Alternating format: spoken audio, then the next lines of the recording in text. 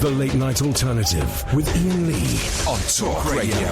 We have ways of making you talk.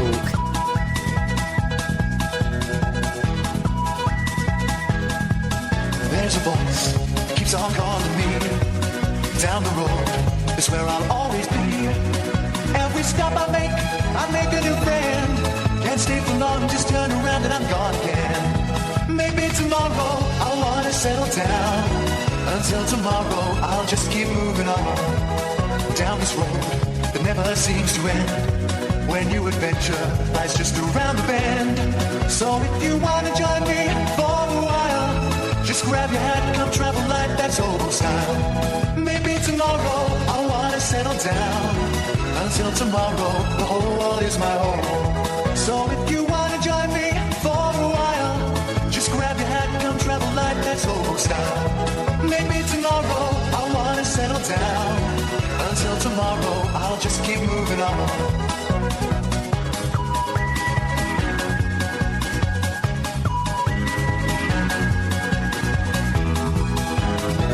What do you hate, mate? I touched my tongue. What do you hate, mate? Maybe tomorrow I'll want to settle down. Until tomorrow I'll just keep moving on. There's a world that's waiting to unfold. A brand new tale no one has ever told. We've journeyed far, but you know it won't be long. We're almost there and we paid our fare with a whole song. Maybe tomorrow I'll want to settle down. Until tomorrow I'll just keep moving on. So if you want to join me for a while, just grab your hat and come travel like that's old style. Maybe tomorrow I'll find what I call home. Until tomorrow, you know I'm free to roll. Ah, man, so the people in the Krispy Kreme's shop today that were hassling me, I didn't tell you, hassle is a strong word. I retract that immediately. But I was not feeling, by the way, I was not feeling well today. Partly because of the hex that has been put on the show and therefore put on me and Catherine and Sam as individuals, as the show as a whole. More on that in a minute. A hex, a curse has been put on this show. Partly because I'm coming off these meds, and today I was like tripping. I was tripping on acid. So I wrote on Twitter, I am tripping my nuts off. I am so high right now. And someone atted the police. Someone atted it, sent it to the police. I was high. Are they after a Community Action Trust reward? Why don't you go on Afro Man to the police? You know what I mean? But I was high, man. I was really high. I was tripping all day. It was like, oh, yeah, man. And so I picked up my youngest from school and we went into the Krispy Kreme donut shop to have a coffee and a donut. And this guy, this is a weird vibe. There was a weird vibe in there, right? I like the donuts a lot, but I don't like the vibe. It's a bit plasticky in there. I don't think I've ever been in one of their shops. It's a little bit bright and plasticky, whereas you go in a Costa or a Nero's, it's a little bit more sedate. Anyway, so you go in there, and the boy wanted a hot chocolate, and we wanted donuts, and I wanted a coffee. So we're looking at it, and I'm aware there's a man and a woman either side of us. And the woman's talking to someone, and then the man says to me, would you like me to buy your coffee for you? Well, what? Would you like me to buy your coffee for you? So what are you talking about? He said, would you like a free coffee paid for by me? And I went... In that voice? I went, what, how? He said, all you got to do is answer a few quick questions. I said, how long will it take? He said, well, on average, it takes about 2 minutes. And I went, do you know what? He said, there's 10 questions. It takes 2 minutes. I said, do you know what? I've got a terrible headache, so I'm going to pass, but thank you very much. Okay. Obviously not used, and I saw them, and basically they were doing a survey for Krispy Kreme donuts, and I saw them going up to other people, and instead of going, hi, look, we're working on behalf of this store, and we're doing a survey, and if you just answer 10 questions, we'll pay for your coffee. They're going at people going, would you like a free coffee? This guy went up to a group of 3 girls who must have been 16, 17, 18. Can I buy you a coffee? Oh, no! And they looked at him and went, no. Okay. It's a weird thing. There was no explanation. No. Can I buy you a coffee? Can I pay? That was it. Can I pay for your coffee? That was it. Can I pay for your coffee? And they were like kids. How old is he? Oh, he's my age. Maybe a bit younger, late 30s. So close to my age. Can I pay for your coffee? And these girls just went, No. You go in, the opening account is, hi, I work for this place, we're doing the survey, if you answer 10 questions, take you 2 minutes, I'll buy you that coffee. That's what you got to do. Not, can I buy your coffee? Can I pay for your coffee? So, and I said, I was at my most psychologically intense at that point, right?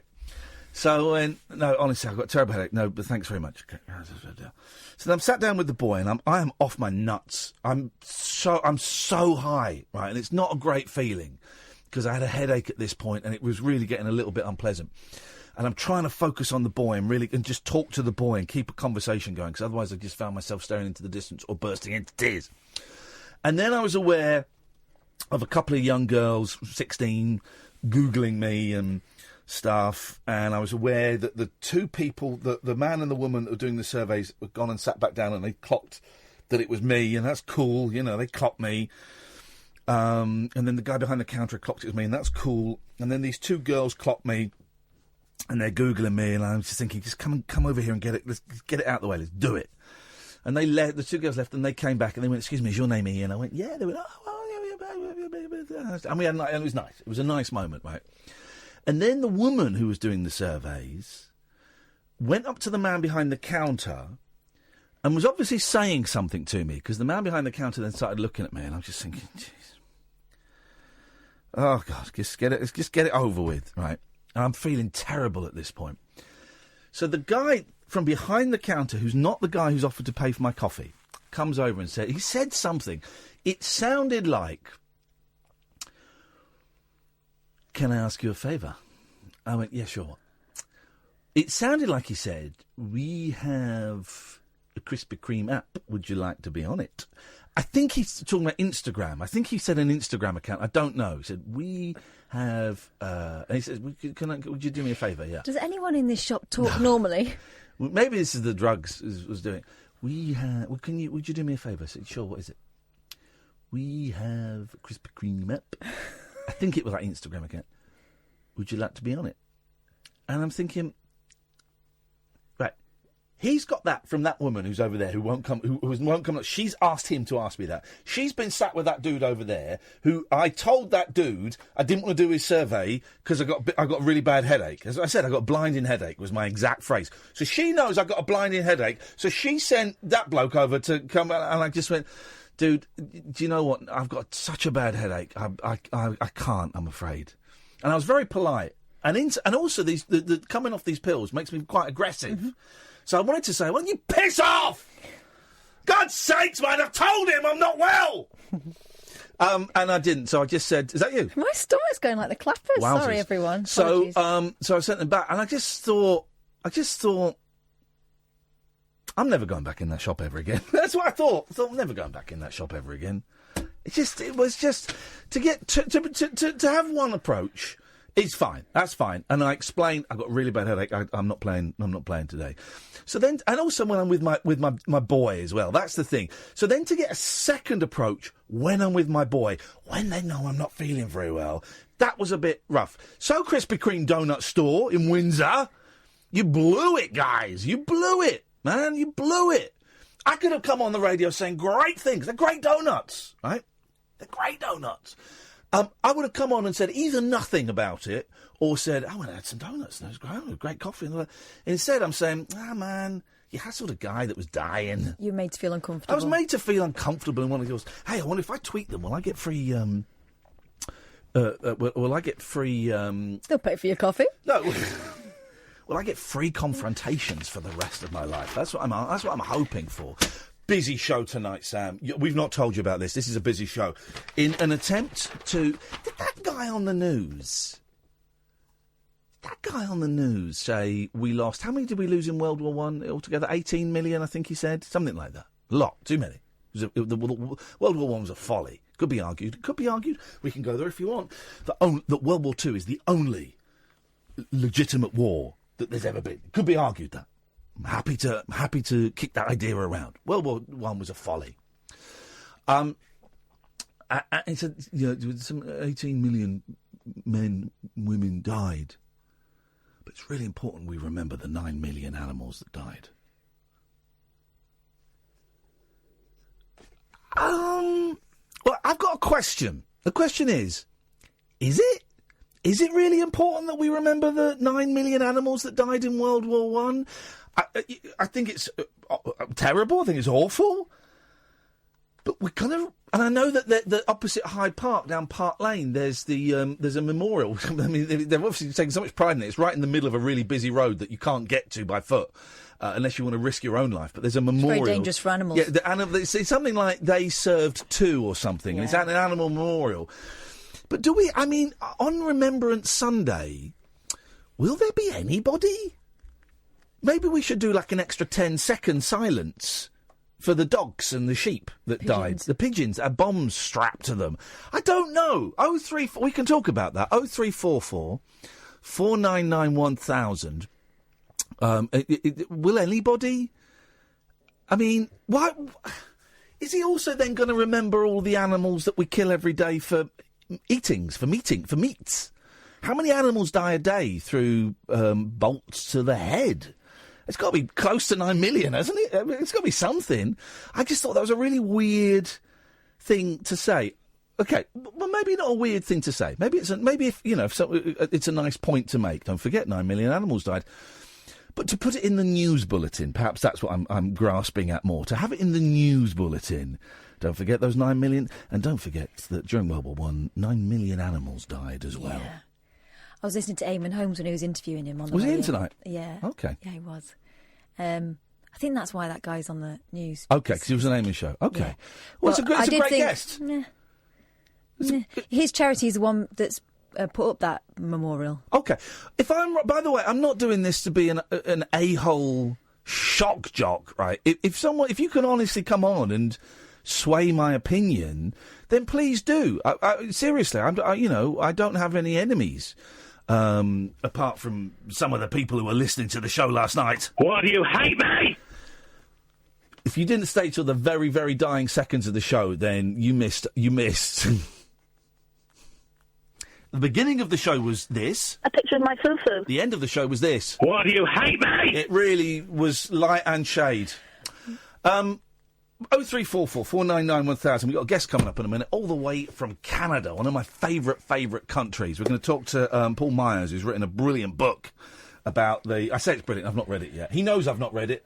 I told him. I've ordered 2 by mistake. I don't know why, so we'll give one away. About the kids in the hall. If you want to win it, 0344 499 1000. This is the Late Night Alternative with Iain Lee and Catherine Boyle on Talk Radio. The Late Night Alternative with Iain Lee on Talk Radio. We'll get you talking. Oh, have we got... No sign of our guests. Did you give him the right time? Yes, mate. We would... I'm not... Don't. Well, I'm don't. just checking. How many N's in unnecessary? Let's try 1. There we go. Right. No. How many? 2. Let's try how many... Yeah.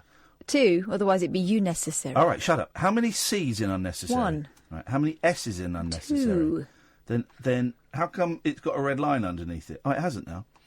By the way, this is the thing. We're expecting a guest 2 minutes ago from Canada, right? And here's the thing. He won't call in, and I'll tell you why.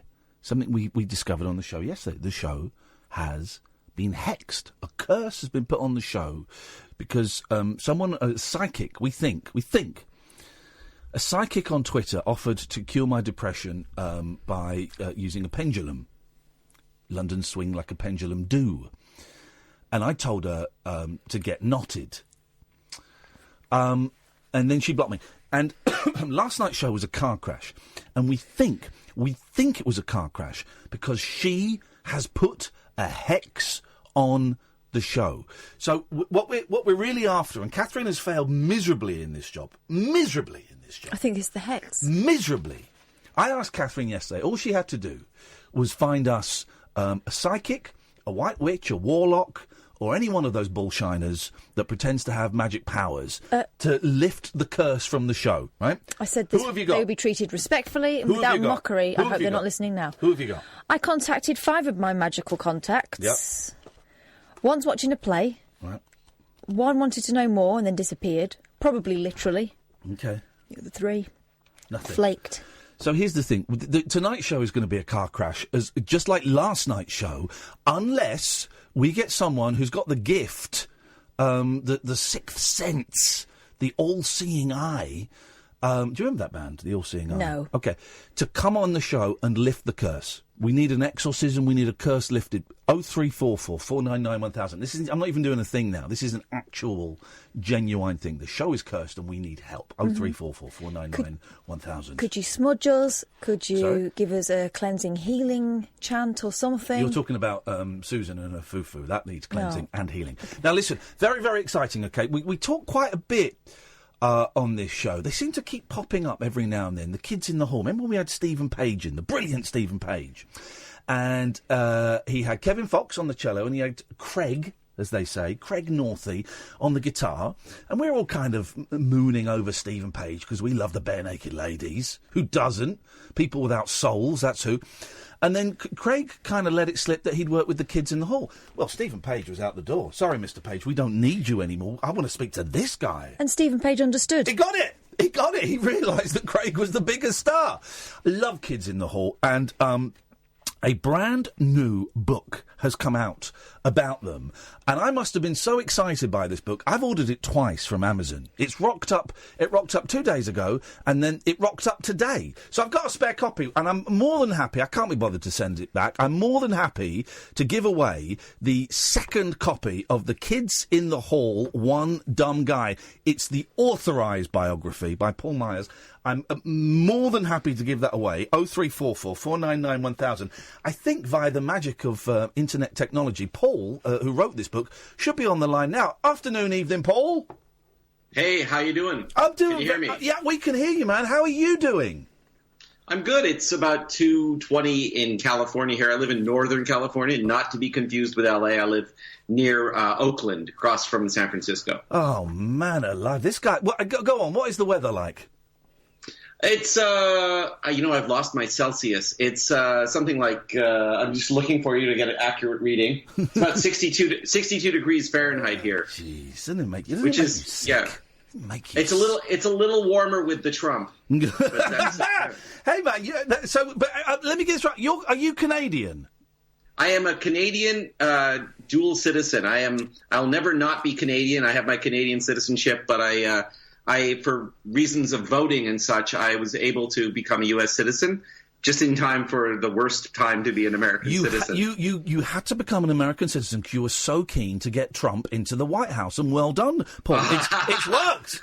Your dreams come true. What a weird time for you guys. We'll talk about the book in a second, I promise. But I love the fact that there's now this. There's accusations that the White House has put out a video that's been doctored. The one of the journalist. Oh, absolutely. Supposedly assaulting the staff member. Oh, incredible! I watched that on TV. I watched it when it happened, and then they released a video later that's almost like night and day. It's it's the kind of stuff you would expect from the Kremlin. I mean, maybe that's where it's from. I've not seen the doctored version because I missed it. I've seen the original. I will look at it. What is the difference? What have they? Has he got like nunchuckers or something?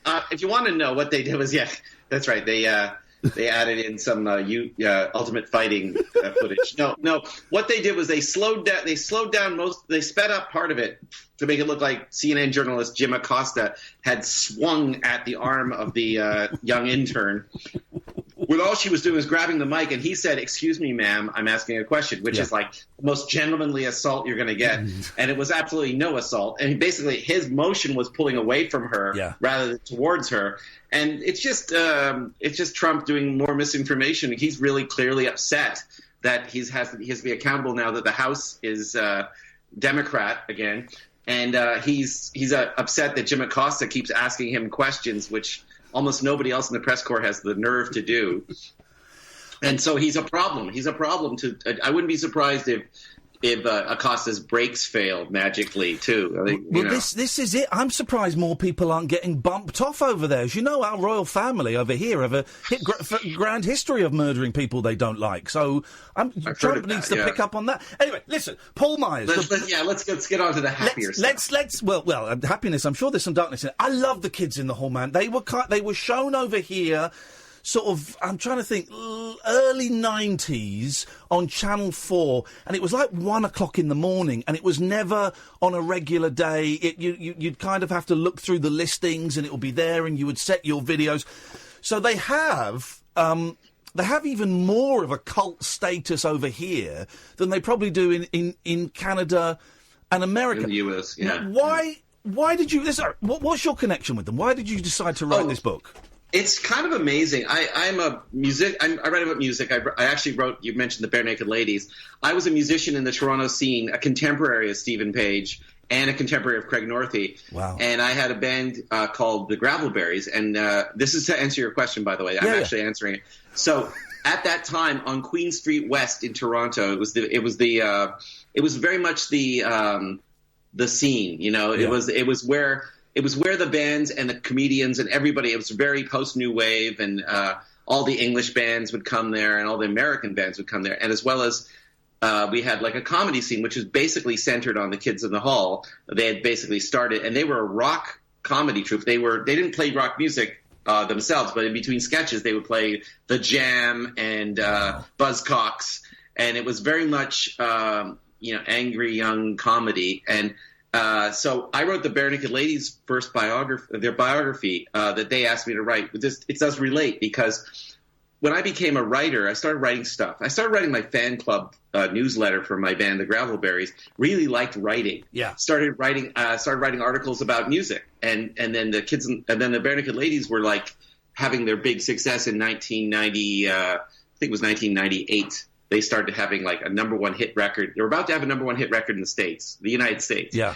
And so they contacted me. I moved to San Francisco, and they said, you're a writer, but you know us. You should write our point. Like, you should be our point man to write the official biography. And so I wrote this book called Private Stunts, Public Stories. It's a good book. I've read it. I've got it. Oh, thank you. Thank you. Well, that was my first book, and that got me into writing books. And it was definitely written sort of to hire. Like, they hired me, and it was a fan club kind of. Are you still getting me, by the way? I'm lapping up every word of this. Don't you worry, Paul. I'm also getting. I was just getting a little flash internet message saying it was going slow. Anyway, I'm not going slow. You can tell. You're going very fast, sir. I like it. I'm very caffeinated. Yeah, I'm very caffeinated. Plus, they charge by the minute on Skype. So anyway, I'm really cutting to the chase.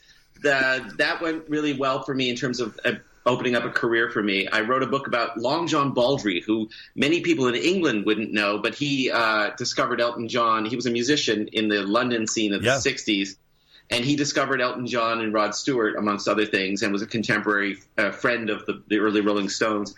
So I wrote his biography, because he died in Canada in I think it was like 2006 he died, and I wrote that. And then I wrote a book about Todd Rundgren, and I was over in the UK. It was a UK publisher, actually, produced Jawbone Press. Yeah. And I did a little press in London around that time, too. And so that led me to, finally, in 2015, I'd known the Kids in the Hall their entire career from the scene. I was at their early club dates on Queen Street. I was at their taping of their TV show at CBC Television.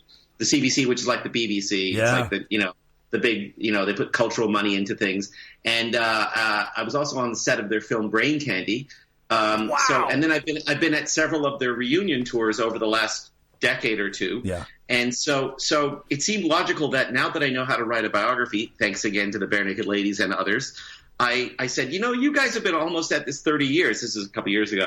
It's 30 years coming, actually. So about 2 years ago, I said, you guys, it's about time that I did this book. I kind of said it like Jerry Seinfeld like that. And and they had said no earlier, and they said they didn't feel comfortable doing a book. And I eventually convinced them that I was at the right time in my career as a writer. They were at the right time in their career together. And so I began the process that led to this book, One Dumb Guy. There's the answer. I hit it. I got to the end of the answer. Stop the clock. That's a world record for the longest answer to a first question in an interview ever. Well done. Listen, I only got this book the other day, Paul, so I want to be honest. I haven't read it yet, but I'm Oh, it's great. It's great. I can tell. Don't read it. It's great. I'm very, very excited about it. I'm just flicking through the pictures. My God, is there anything sexier than Bruce McCulloch, Mark McKinney and David Foley dressed up as Sex Girl Patrol? Look at those, Catherine. Absolutely. Well, I mean wow, they're hot. They're hot women. The Monty Python were never hot as women, but the Kids in the Hall, they are hot chicks. Well, it's funny you should say that, because it was the openly gay member of the troupe, Scott Thompson, said that a lot of the professed heterosexual crew members would get visibly uncomfortable at Dave Foley dressed as a woman, and challenging their beliefs of their own sexuality. And I also felt like Dave was a beautiful woman. I remember being on set and seeing him as Jocelyn, the French Canadian sex worker. Yeah. And it's like he's the kind of girl you want to marry. How big were Kids in the Hall in their prime? 'Cause have I got this right, that they were big in Canada, and the show was kind of a cult in the States, and it wasn't until the reruns that they actually got quite huge? Yeah, there's a network here called Comedy Central. Yeah. And it's where The Daily Show with Jon Stewart originated, and Key and Peele, and all the. So, but originally they didn't have much content, and the Kids in the Hall had gone off the air in 1995-ish, and they were just starting up in 2000. They were just getting their legs in the late 90s. So Comedy Central needed programming, so they would program reruns of Saturday Night Live, NBC show. And then they would also program the Kids in the Hall. And by then it was, the series was gone, but they had like 5 seasons to draw from. They put them on every night in, I think, a half-hour version. Yeah, it was half hour. And it was a half hour of Saturday Night Live. No, an hour of Saturday Night Live and half hour of the Kids in the Hall. A lot of kids, young adults who were coming home from school and stuff would end up seeing it. It was also rebroadcast several times a day, right? Because they didn't have much content. Yeah. So it became almost hypnotic. The way when I was a kid, I used to watch Bugs Bunny cartoons because they were always on. Yeah. And I think if Bugs Bunny was real and showing up somewhere at a mall, I would probably want his autograph. Yeah. I was a big fan of Bugs Bunny for that reason. So imagine the Kids in the Hall are somebody's Bugs Bunny. And then, much like, that quote about the Velvet Underground, that not many people bought their records, but every person who heard the band formed a band of their own. Yeah, of course. Well, there's a lot of comedians in America, especially right now, who got the Kids in the Hall that way, like Fred Armisen. And I think the guys who make the films for Key and Peele said in an interview that I didn't do the interview, but it was in my book that, they base their film style on the quality of the Kids in the Hall's film style. And different guys like Jonah Ray, who's on Mystery Science Theater 3000, said that he used to run home from school and, the Kids in the Hall made him want to be a comedian. And it's just like a lot of people like that, Judd Apatow, Paul Feig, like 2 big names in comedy now, were like blown away by the Kids in the Hall. And but they were actually followers from the beginning. Like they were watching it on HBO. And it's amazing how many American comedians come up to me and say, thank you for writing a book about the Kids in the Hall because they were kind of my troupe, I love, I was one of a small band in my school or college who would watch it and would get excited when it was on. And I love the fact that a lot of their sketches kind of don't have punchlines. They just sort of peter out. A lot of them are ridiculous. I still quote to this day, The Eradicator! I love that. It's such a good sketch. This guy that just wants to beat everyone at squash. My favorite joke in that is when he's saying, prepare to die from the Eradicator. And then he says, okay, I'll play you on Tuesday. And then the Eradicator looks at his little date book and says, Tuesday is not good for the Eradicator. Which I just, that's Python too. That's a very Python. The Kids in the Hall basically took the element of the 5-man troupe that some on film, some in the studio that Python had, and that effect of the absurdity. And then they translated it into their time. Yeah. Instead of London in the late 60s and early 70s, they were Toronto in the late 80s, early 90s. And somehow there's a Canadian thing that isn't so tied to the Canadian. Like they don't do Mountie sketches, but if you lived in Canada at that time, as I did, you would say, "Oh, I know that. I know that scene. That's just the same way that maybe Python would have had a sketch about the tobacconist or the cheese shop." We, and of course we're all huge Python fans. Yeah. So it's for me, someone posted a picture that they bought Eric Idle's new book and my book about the Kids in the Hall, and they posted a picture of the two of them together, and it blew my mind. Well, right? Paul, that's the book I'm finishing reading is the Eric Idle book, and as soon as that one's done, yours is the next book I'm reading.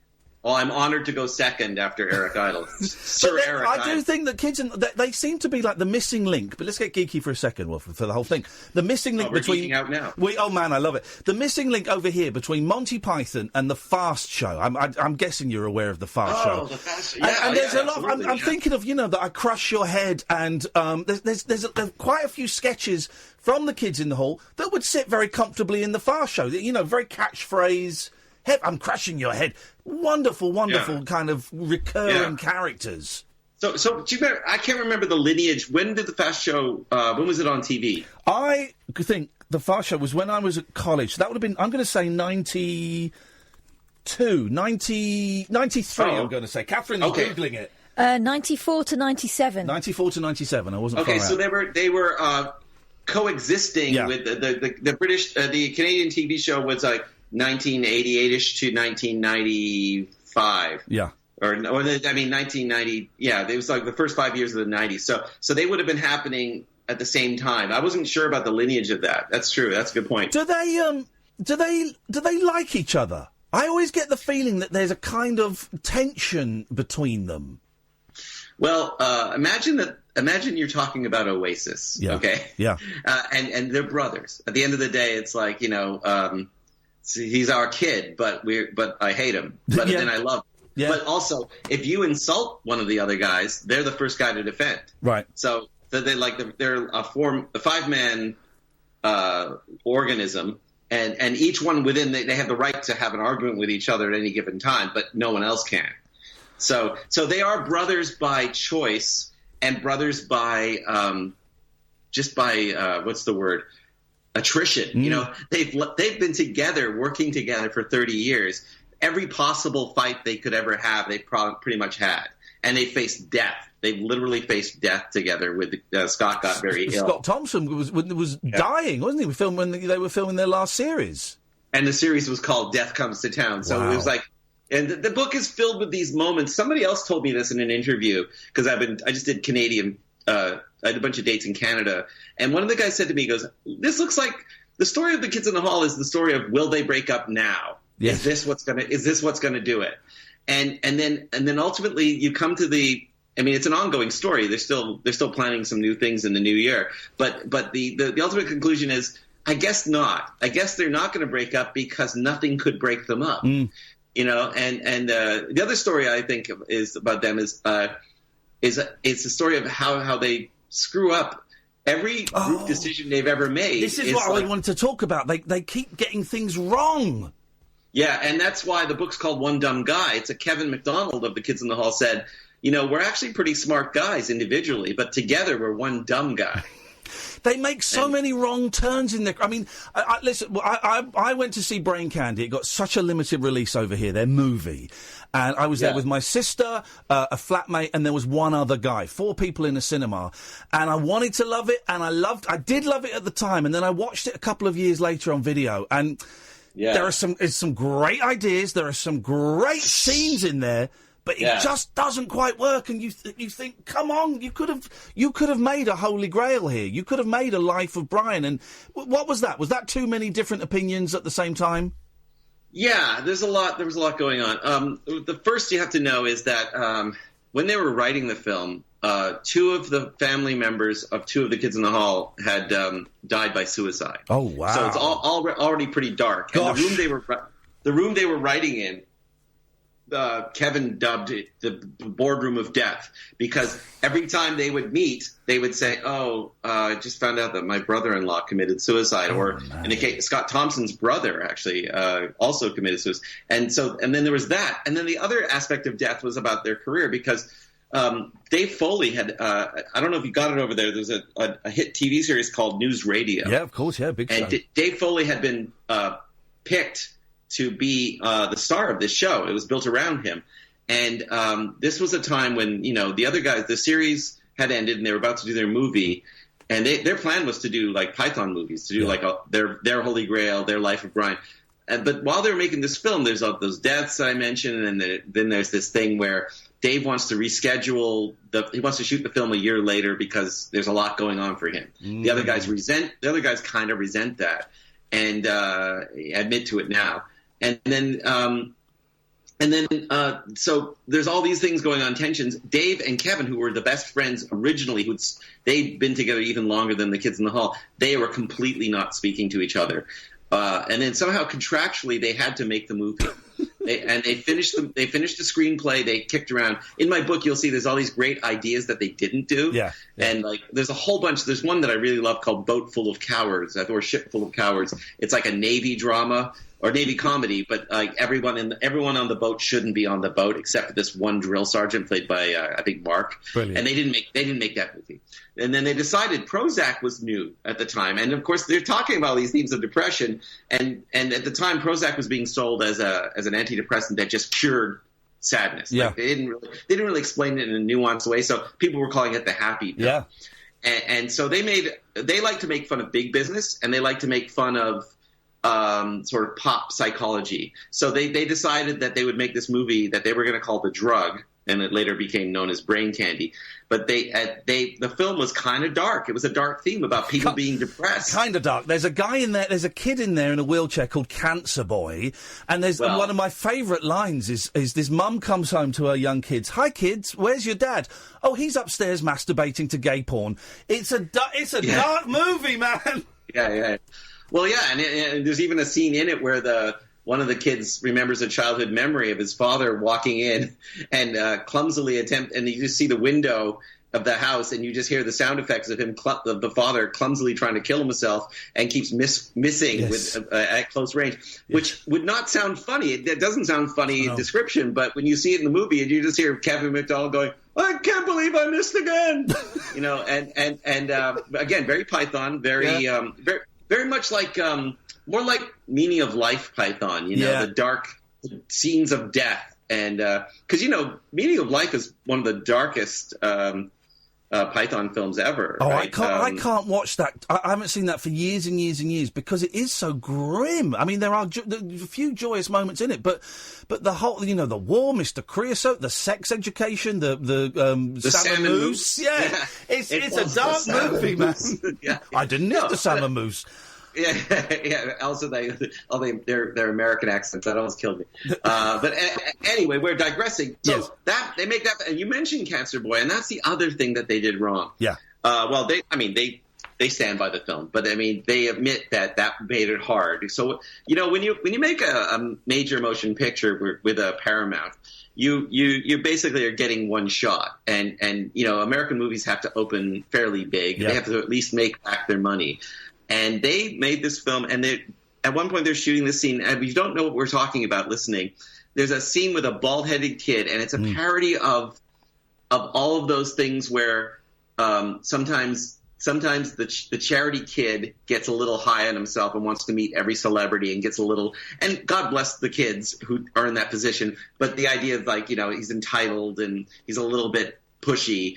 And so they wanted to make fun of a guy who would say, I have cancer. And it's not even funny as I tell it now, but at the same time, it was kind of a thing that fit the theme of the movie, people dealing with depression, and they insisted on having this film, and they had to call him Cancer Boy, which was kind of a made you know that it was a parody character.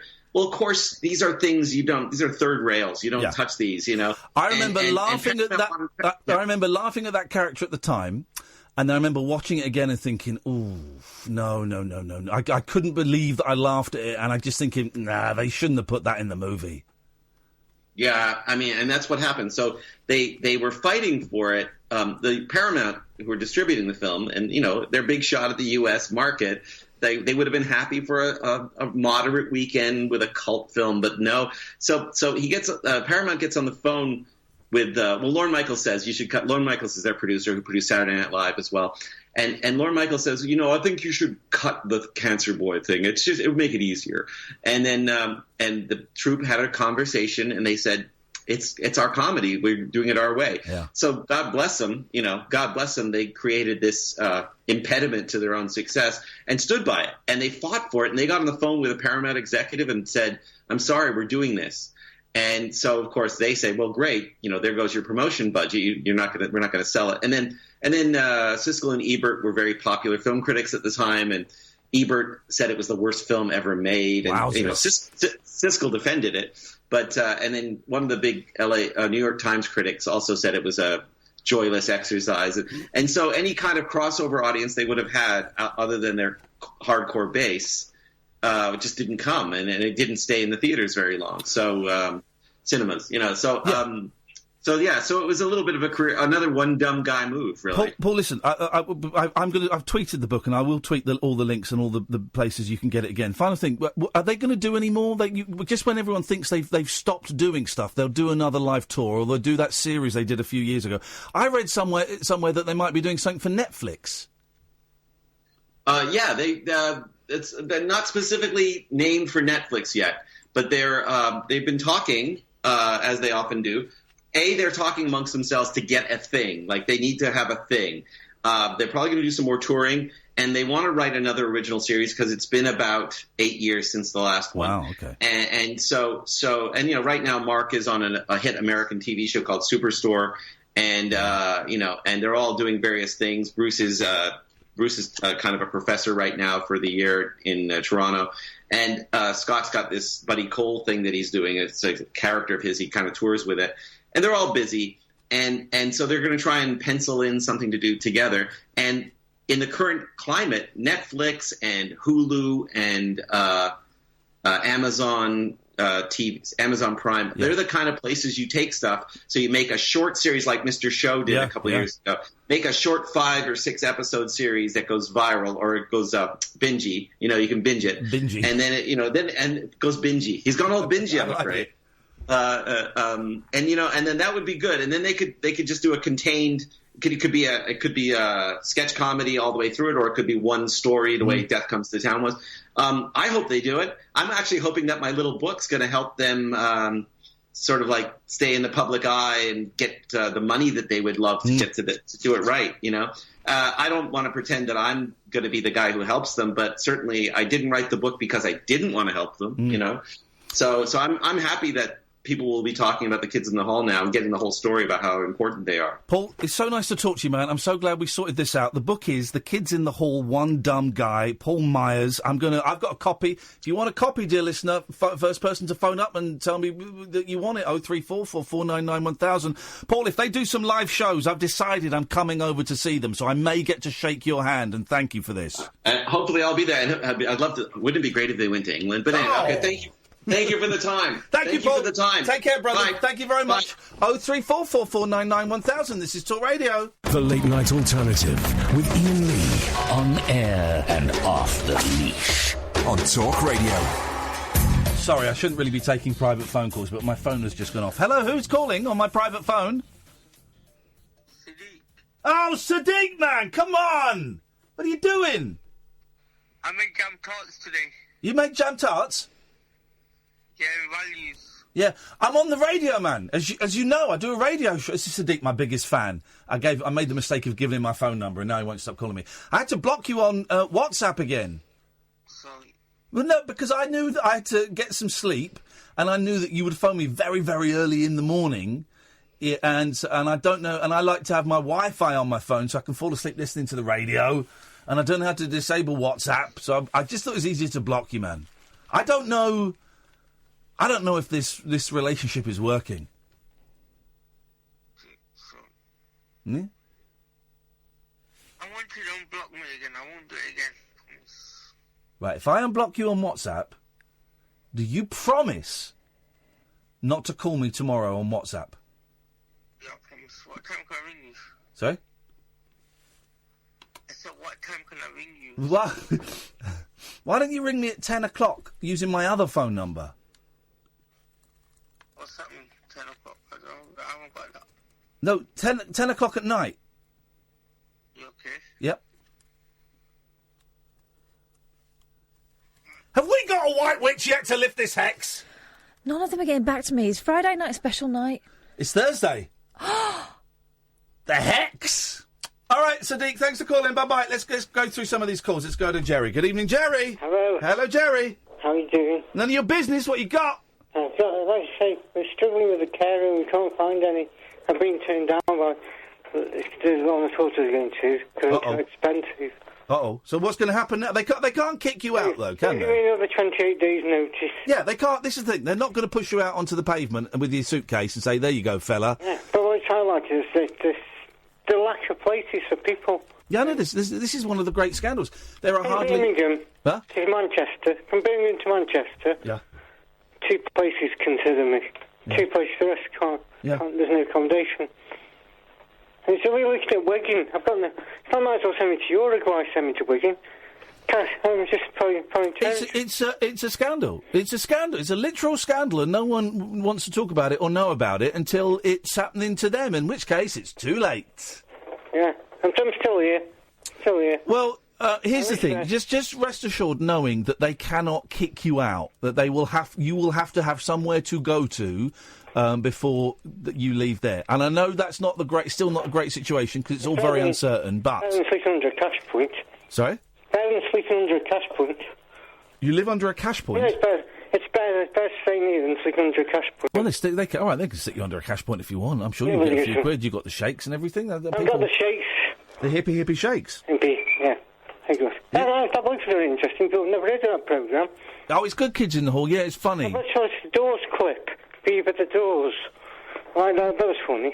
Do you like the Doors? The doors clip. They clip out the doors. If you don't buy the greatest hits, that's for housewives. And so it's just a clip on. What's he talking about, Catherine? The Kids in the Hall. Yeah, they did a sketch about the Doors. Is that what that's what I'm on about. You've seen their sketch about the Doors? Yeah. Wow, okay. That's a weird one to go. They do a sketch. They do a very funny sketch about the Doors. I like it. I'm trying to remember. What's different about the song Riders on the Storm? There's no bass, man. Yeah, that's the one. That's the one. Yeah. I haven't seen that for years and years and years. There's no bass. No bass. I'm going to cut you off. Okay, bye. Right, let's go to Paul. Good evening, Paul. Hi, Ian. Hiya, Kath. How you doing? Paul. Good evening, Paul. Welcome to our world. What can we do for you this evening? Are you a white witch? Can you lift the hex? No, but I'm a massive Kids in the Hall fan, so I really loved that. That was great. It was you were the guy that was tweeting. Thank you, Paul. Yeah, he was a nice guy. I didn't realise that he was Mike Myers' brother. Yeah, I'm friends with Paul as well. I think so. You know, you're talking about the connections. I was really interested when you said about the fact that they were missing Link, etc. Yeah, and that's something that I sort of posted to Paul about 6 months ago because similarly I'd known. As you did, obviously you were in the comedy world in the same way, around the same period of time. But it was on late at night on Channel 4, but it was also played in sketch form on Tarrant on TV. So they used to play the sketches on there, specific sketches and yeah. Wow. Do you remember the one about the guy who grows breasts? I don't know if you remember that one. I don't remember that one. I mean, the classics are the girl drink drunk and all of that. But I love. Well, the lights go off in the scene. They're in the sauna together, and he's got breasts. The lights go off. He goes, could you please take your hand off my? I think you've. Oh, sorry, didn't notice. You know, that kind of so I didn't know. I love them. But here's why I love them because more people hate them than love them. Great, good. That means I'm doing something. They polarise people in the same way that Frank Sidebottom polarises people. You know, people either get it straight away and go, oh, "This is great," or go, "I don't get what you're laughing at. What's the joke?" I used to love the teenager that was sat at the table. Do you remember when his parents were there? Yeah. And his mother would come out and bring all the roast dinner for the Sunday lunch, and he'd just turn around slyly, look at his father, and say, "Effing great ham, Mar," or whatever. I've got the full box set, and I need to. Well, they all fought with their dads in real life. I need to crack open the box set. Have you got this book? I'm on it. Because obviously I know Paul through Facebook friends for quite some time. Well, like you said about the fact that for me, there'd be no League of Gentlemen, there'd be none of these things would have happened. Yeah. What I said to him was, I said, same as you with Little Britain, that all these guys were watching late night Channel 4. Yeah. Because it is the missing link, isn't it? It really is. Totally. Love the show tonight. Really appreciate the Thank you, Paul. You're going to love getting cut off. Cheers. Let's go to a dirty pervert. It's Furry Tommy. Oh, hi there. You swear, and I'm going to come and shove a real-life otter up your a-hole. Well, that's not very nice to the otter. Honestly, I wouldn't mind all that much, but... Exactly. Dirty boy. The 9 million otters died in World War I. Let's remember them. Yeah. Hi there, Catherine, as well, by the way. Tommy. Sorry. you know why I'm here today, I presume. Yeah, you're a white witch? No. Okay, well, because that's what we're looking for. We're an hour into the show, and we're desperate. We're horny we're desperate for a white witch to lift the hex. We need a good smudging. Stop saying that. We do, though. I don't know what that is. With the sage. Sage? Yeah, you cleanse. Monkey magic. Great sage of Asia. No. Sager. A D-size stick of sage. That's where that comes from. I've got no idea what she's talking about, and I'm just going to... Do you know what? I'm just going to ignore her. I can switch off the part of my brain that hears Catherine. It's gone. Right. See, I can't hear her. It's worked. We'll see her. I was too scared to call up yesterday, but... Did you say something? Yes, I called you an idiot. Pardon? You. Can't hear a thing. Not you, Tommy. Can't hear. You're a pervert. That's different. Idiot. I can't hear a thing that you're saying. If indeed you are saying anything. Tommy, stay there. We'll come to you after the news. I need to reboot Kath. 03... Reboot her right up the arse. I see you try. Did you say something? 03444991000. This is Talk Radio. The Late Night Alternative with Iain Lee on Talk Radio. We have ways of making you talk. Well, I'm not the kind to kiss and tell, but I've been seen with Farrah. I've never been with anything less than a man. So fine, I've been on fire with Sally Field, gone fast with a girl named Bo. But somehow they just don't end up as mine. It's a death-defying life I lead. I take my chances.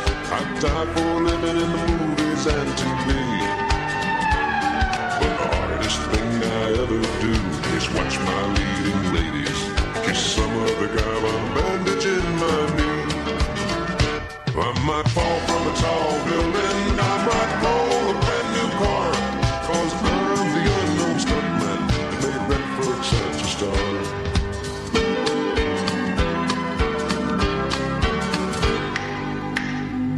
I've never spent much time in school, but I taught ladies plenty. It's true, I hire my body out for pay. Hey, hey, I've gotten burned over Cheryl Teague's blown up for Raquel Welch. But when I wind up in the hay, it's only hay. Hey, hey, I might jump an open drawbridge or Tarzan from a vine, 'cause I'm the unknown stuntman that makes Eastwood look so fine. The hex? What the hex is going on? My youngest, as we were approaching the aforementioned donut emporium, said, and I've got to be really careful how I say this, "What the huck?" I said, "Excuse me? What the huck?" I said, "What's that?" He said, "It's just a thing I've been saying." What the huck? Where's he got that from? I don't use that. I don't say that kind of thing. Swearing is the thing. I know we talk about it a lot, but I got a very teary confession today in the back of the car. We were having fun, and then he just went very quiet and went, "Daddy, today Barney asked me to tell him a swear word, and I accidentally did." I went, "Okay. Why are you saying it like that?" "Because you're going to tell me off." I said, "I'm not going to tell you off." I said, "This is what I said, right? This is what I said. Now, I've either done the best bit of dadding or the worst bit of dadding." Bearing in mind I was off my face at the time I said it. I said, "Look, here's the thing, right? Just don't get caught." Now, that's what I said. I said, "Look, just don't get caught." I said, "It's words. You know, you're experimenting with language and with words and all of that. Just don't let the teacher hear. Because it's words." Daddy, why isn't Barney allowed to play with me anymore? I mean, it was only... Because you know when Barney gets caught, he's totally going to drop him in it. It was only bloody hell. Oh, okay. I think so. It was that. Yeah, of course he'll grasp us. But it's boys experimenting with language and learning currencies and things. And I went into significantly more detail. But I did end it with, just don't get caught. You know, for that. You know, it's not as if he's come up to me and said, "Daddy, I smoked a bong today." Just don't get caught. I mugged an old lady. Look, just don't get caught, son. Tommy, stay there. I want to go to Russ first. Good evening, Russ. Evening, Ian. Evening, Kath. Evening, Russ. Polite, quick, I like. Let's get to the point. Before I get to my point, can I just ask you about, you went to see TC&I. I didn't remember hearing you talk about it. Oh, yeah, we went to see, both Catherine and I took the night off the other week. We went to Swindon Arts Centre. We saw TC&I, Terry Chambers and Colin Moulding, formerly of XTC. It was flipping brilliant, man. Yeah, I bet it was, yeah. It was great. They're going to be, I have it on pretty good authority, they're going to be doing a few more shows elsewhere, but Colin Moulding said to me he wants to keep it a cottage industry, i.e. he doesn't want to go on a big old tour and make a big hullabaloo of it.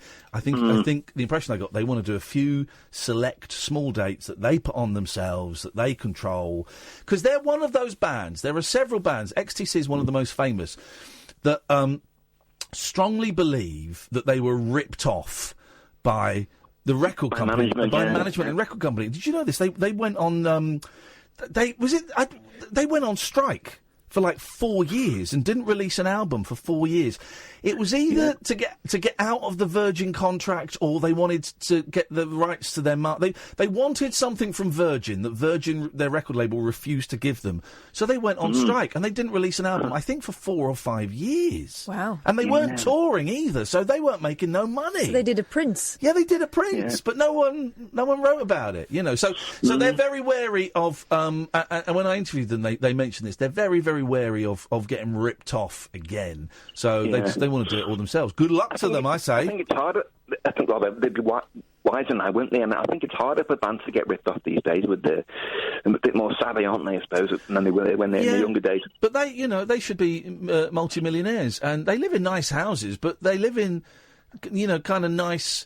Normal the houses on a normal street. I've been to both Colin and Andy's houses. They're nice, but have you? Yeah. They're just normal houses, and they ain't rich people, and they should have been, because they had loads of hits and they had a few hits in the States, big hits in the States. Yeah. They should have been minted, but they weren't, unfortunately. I heard Andy Partridge say that since he's working overtime, bought him his new kitchen. yeah, it'll be something like that, and he'll still get a check for that every now and then. Good for them. That was back in the 80s, of course. Back in the 80s. Anyway, you are about a white witch, sure you'd like to get one on the show. I believe there's one who's on a YouTuber called Harmony Nice. And I don't know whether she'd be interested in coming on the show. I'm just aware of it on YouTube. Well, so hang on a minute. Do you know her? No, I don't. I'm just aware of her on YouTube. Well, what use? Catherine, you do it, otherwise I'm going to blow him out the water. That's very helpful. Thank you very much. Thank you, Catherine. Okay. Yeah. What, you hate me? Look her up on YouTube and see what you do. I will do. No, you don't know any spells, do you, Russ?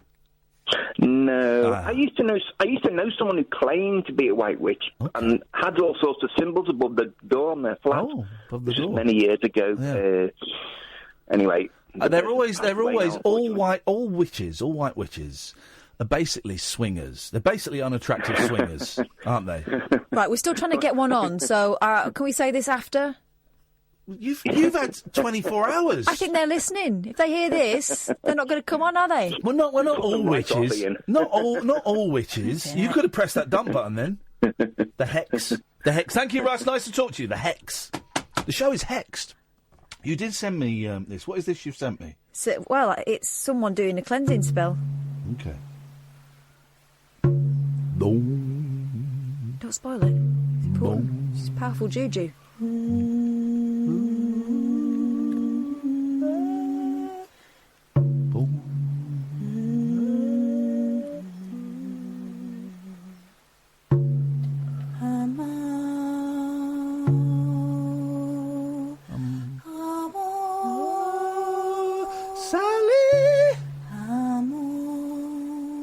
Out of love, out of love. Don't feel the hex lifting. If anything, well, it's not because of your interference. Pipe down. I feel the knot in my stomach worsening.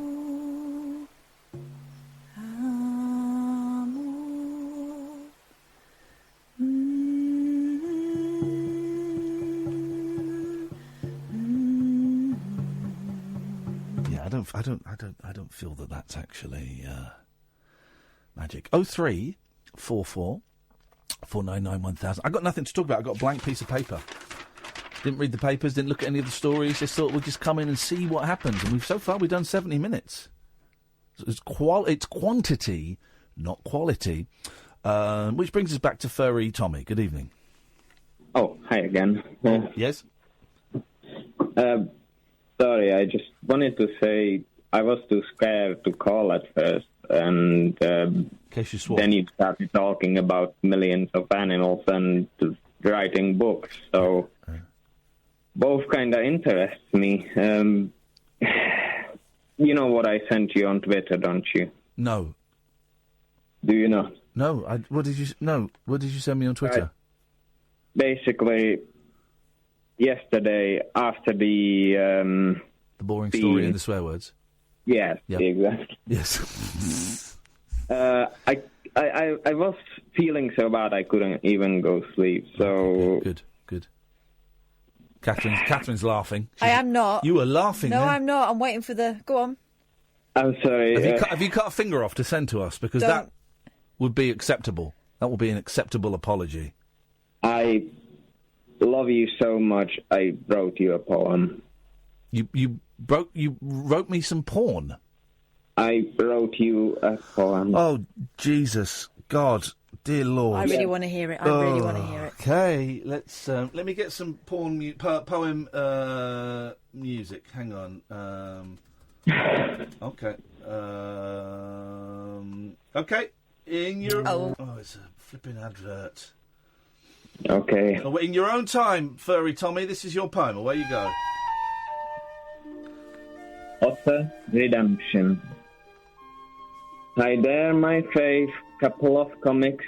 I'm here to say sorry for yesterday.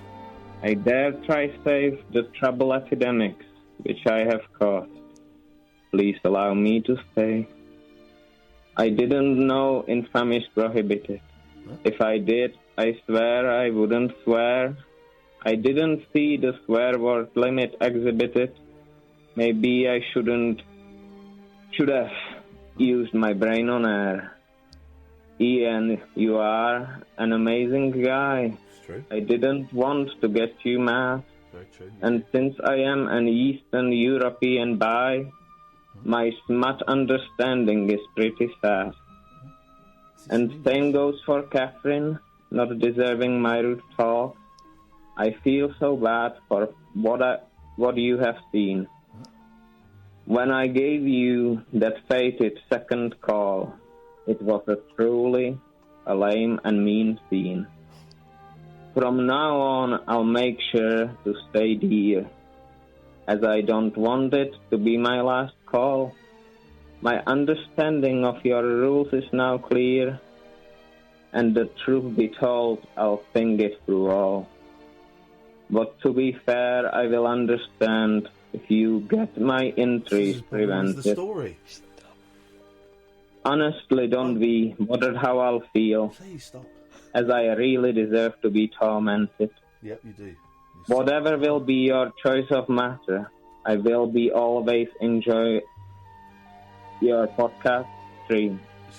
I'm not writing this just to make you flatter, even if it may that way seem. So please accept my deepest apology. I know I behaved truly like a fool. Maybe it's my broken neurology, or maybe the zoology deviation. Oh, God. Either way, very cool. For goodness sakes. What, do you hate me? Okay, thanks for that. Thanks for that, Tommy. Thanks again for sucking the vibe out. 2 nights in a row. Poetry. Was that in English? Yeah. Well, okay. It was. I mean... Well, that hex is still there. My stomach. Thanks, Tommy, for the poem. It's a thought that counts. When we get back from the break, we're going to kick this show up the a-hole. Ready? Good. Unmissable late-night radio with the original king of unconventional conversation. Make contact with Iain Lee. The Late Night Alternative with Iain Lee on Talk Radio. 0344 499 1000 is the telephone number if you want to give us a call. Got absolutely nothing planned for the next hour and 45 minutes. Nothing at all. Not looked at the papers. I don't know anything that's out. The only story I know is this story that the White House has doctored the video of the guy with the lady. That's the only story of the day. Yeah, you know where they got that video from as well? Paul Joseph Watson, the guy's a prick. Yeah. A racist prick. It does look like he karate chops her in that one, and I saw it live and he didn't karate chop her then. Paul Joseph Watson, the guy's a bell cheese. Prison Planet, you are a bell cheese. Send me a scary tweet. Get your knuckle dragging racist followers to call me a snowflake cuck. 'Cause Paul Joseph Watson, you are a bell cheese. Oh, speaking of something completely different. Yes. The Nazi bell has been spotted floating in the air. Do you remember that? Need a little bit more detail on what that bell is. Do you remember the Nazi bell? We spoke about it last year. Oh, hang on a minute. Where are the logbooks? Oh, yeah, there's a point. Where are the flipping logbooks? Again. So who had them before? The kid in America? Yeah. What's her name? Abigail? Louise? Isabella? Isabel? Where the heck is our logbook? And then who had the other one? Lou? Yeah. Right, well, where is it? Lou, where's our logbook? This is the problem, you see. They demand it. She's been demanding it for ages, and now she's had it for like a month. Where is it, Lou? We want that logbook. We want it back by the end of the week. Otherwise, there's going to be hell to pay. Hell to pay. 0344 499 1000. Oh, by the way, we're doing the New Year's Eve show. Yeah. Yeah, we're doing. We're on New Year's Eve, Sam. I don't know. You'll probably be out doing stuff, dancing at disco. Me and Catherine will be doing the New Year's Eve show. The plan was to go through those logbooks, but it looks like they've been stolen by Isabel and Louise. So shame on you, Catherine. So Die Glocke, or the Nazi bell. We spoke about this about a year ago. I don't know what it is. Yeah, well, there was speculation that it was maybe a time machine. I've never heard of this Nazi bell. Yes, we did quite a lot on it. And you were obsessed with it for a while. I can't believe you don't remember it. I don't remember it. It was speculated to be a top-secret Nazi scientific device and secret weapon. It's a bell that's got swastikas on. Yeah. Ain't no bell I want to ring. It was popularised by the military journalist and author Nick Cook and others who associate it with Nazi occultism and anti-gravity or free energy research. The Wunderwaffe... my bell, Nazi bell... The Wunderwaffen, or miracle weapon, was allegedly created by Third Reich scientists working for the SS at a German facility known as Deresa. Deresa! It's described as being a device made out of hard, heavy metal approximately 9 feet wide and 12 to 15 feet high, having a shape similar to that of a large bell. It's a big bell. It's not a bell. You can go travel the time. Anyway, so, here's the thing. Video footage captured in Gothenburg, Sweden shows bizarre scenes that commuters were faced with on November the 6th. Hang on, where is this? Susan says, Ian, please can you remove my foo-foo comment from the air? Thank you. Well, no, it went out on the radio, you absolute prune. It went out on the radio. It's now a podcast, and it's a viral video clip. Here, let me. Come here, guys. Come here. We'll come back to the Nazi. Come here, guys. Come here. Let me let you into a little secret, okay? You know the telephone number that I say. Right? I'm not just talking to you. Right? I'm supposed to pretend I'm talking. I'm not. I'm talking to about. Well, last count, about 30,000 people. So not that many. But when you phone that telephone number. You come on the air, and those other people can hear what you're saying.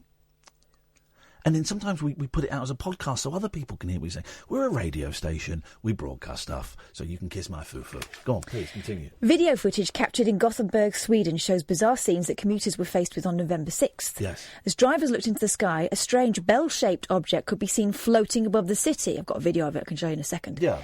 Stunned pedestrians stopped in the middle of the street in awe, while others pulled out their mobile phones to record. Thank you, Sally, the guy who died in Poland and who was a super soldier. Boom. That's the Nazi bell. Connection. Thank you, Sally. Thank you, Catherine, for...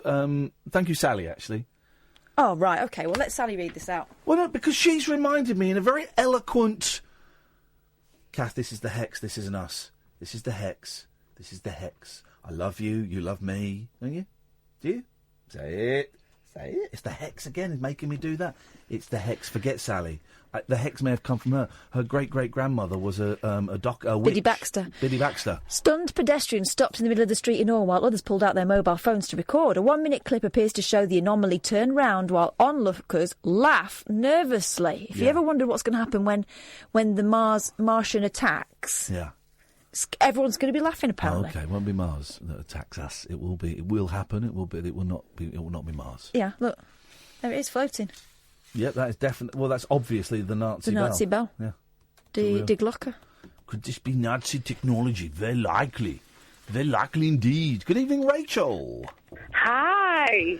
How do you like your eggs in the morning? Unfertilised. Oh, classic. I like it. Fingers crossed, I've got 3 children. That is a sufficient amount for the universe. Yes, always. You've done your bit for the gene pool, Rachel. Always And then rubber up. And then some. And then some, yes.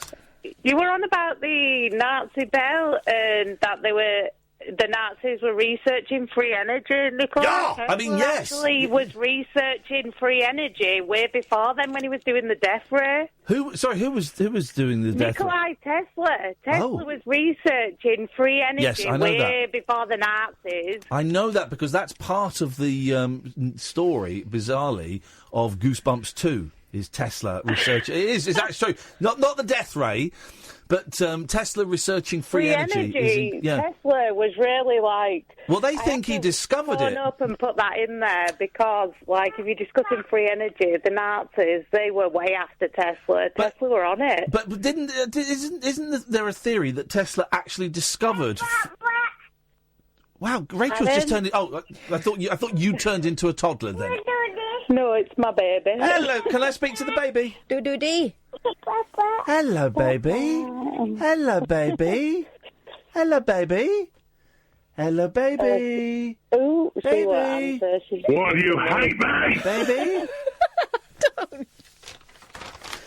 Don't they think that Tesla discovered it and that the government then kind of got it and hushed it up? No. The government actually hired Tesla to do the research and invent this because he went to them first and said, hey, I've got this. Because they were doing all sorts of stuff, like he had a lightning machine, didn't he? Yeah. The lightning Which they machine, actually yes. still have. No, they do. They still have it in Germany, don't they? The lightning machine is the one that's in Goosebumps 2. It's a great movie. Yeah, I haven't seen Goosebumps 2. I feel like I've missed some out here. I just know the scientific stuff. Well, this is perhaps... How old are your children, Rachel? My children, I've got a son who is 14 when he gets up in the morning. I've got another son who's 8. He's 9 in December. And my daughter who's 1.5. The 8-year-old, watch Goosebumps 2 with the 8-year-old. They're going to dig it. That's a great movie. I used to watch Goosebumps when it were on the TV and loved it, but never seen the film. The movies are great films, man. I like a bit of science fiction, but I didn't even know there were Goosebumps films. I feel like I've missed out. You're out of the loop. Here. You're too fascinated with Nazi bells. Isn't Jack Black in it? Yes. Oh, yeah. Jack Black. Jack Black's in it.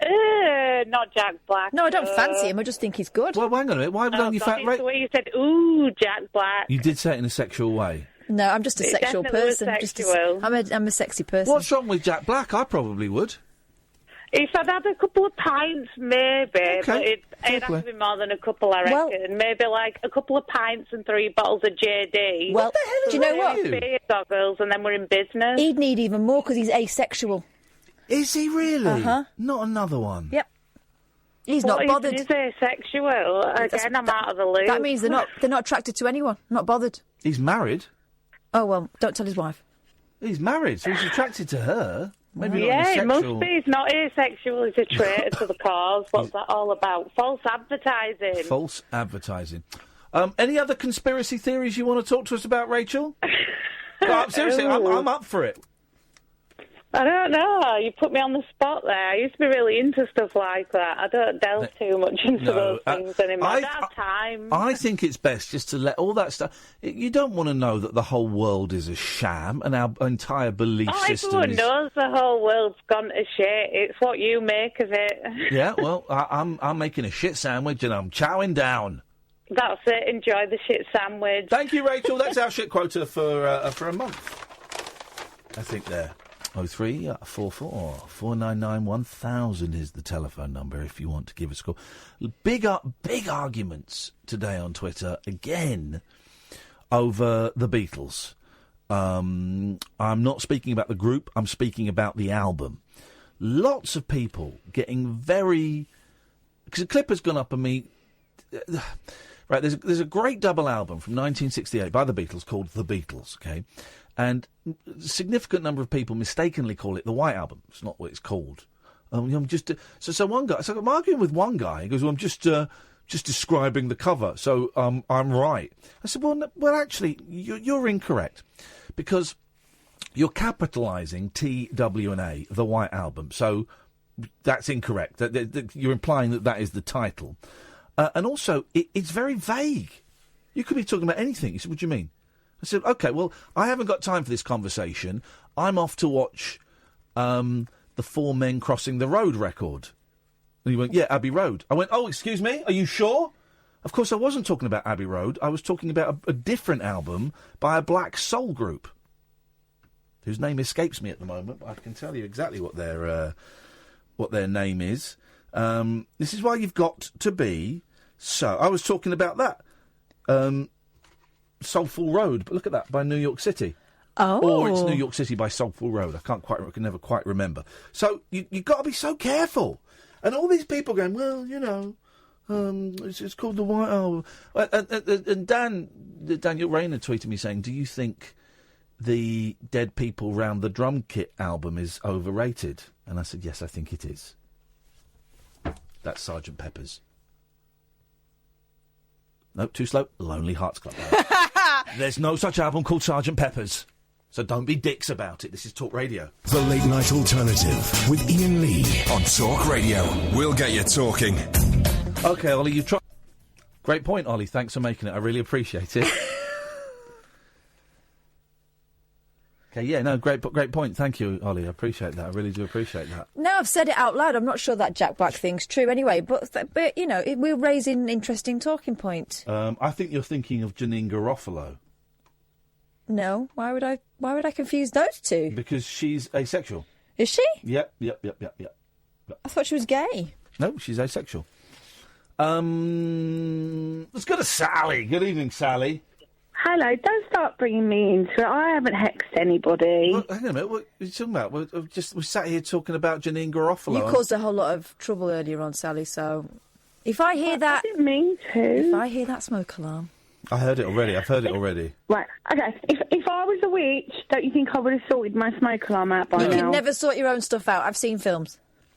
And as for hexes, if anybody puts a hex on you, they get it back worse later. Yeah, well, someone just tweeted us. Don't worry about the hex. The person that did it will get it back on themselves times 3. Well, yeah. So what? That doesn't stop us having a hex on us. That doesn't alleviate our problem. Just say, pack it in, bugger off, and it'll be done. Done, sorted. I don't know. Yeah, go on, give it a go. No, also, let's from now until the rest of the show, let's keep the language family friendly. I really want to make my language better, and it's a constant thing. The last couple of years, I've been really keep coming back to the thought, and I just can't do it. I've got a very potty mouth. Yeah, me too. Yeah, and I need to up my game. I don't want to do a swear jar because that's for dickheads. See? You see? There you go. I just can't stop. So let's between now and Paul Ross, let's make it a curse-free zone. Yeah. There's a double. There was a double there. A CFZ is what we're gonna try and do. So okay, but you can't just tell our curse to go away. It don't work like that. Yeah, just do it. I've done things like that. Just go away and nothing. That's it. It's gone. Go on, Kathy. Try. That'll do, hex-wise. Thanks very much. Okay, still no calls of note. Still no vibe. Nobody but vibe vampires. Hang on. What do you mean no calls of note? I'm phoning. What do you hate, mate? Oh, don't. Okay. All right. So I won't. I'll do. All right. Okay. I won't. What do you hate, mate? Oh God, don't. Okay. All right. What do you hate, mate? Oh no. Oh no, that's worse. What do you hate, mate? Just don't play it all together. Okay. Hang on a minute. All right. I won't play it all together.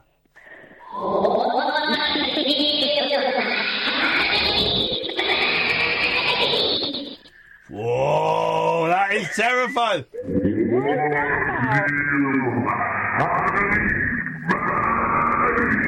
God. I mean, you know he's going to phone up sooner or later. Oh, he sent me some emails last night, which I retweeted one of them, and I thought, do you know what?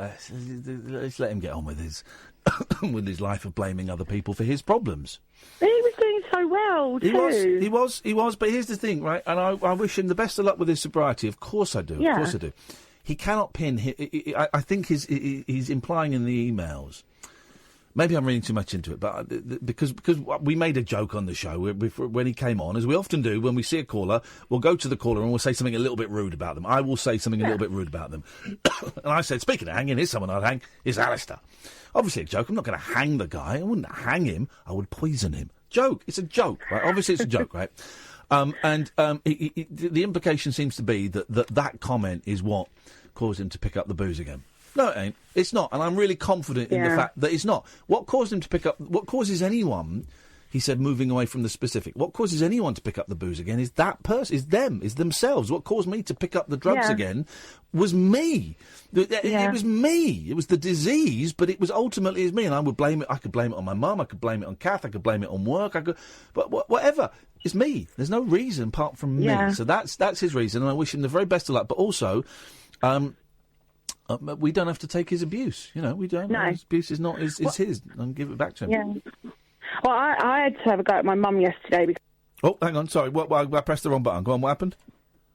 Well, I had to have a go at her yesterday because she did something that was I thought was really, really shitty of her. Okay. Well, come on. What did we say about raising our language, gang? Well, you talking about you, but... No, all of us. Come on.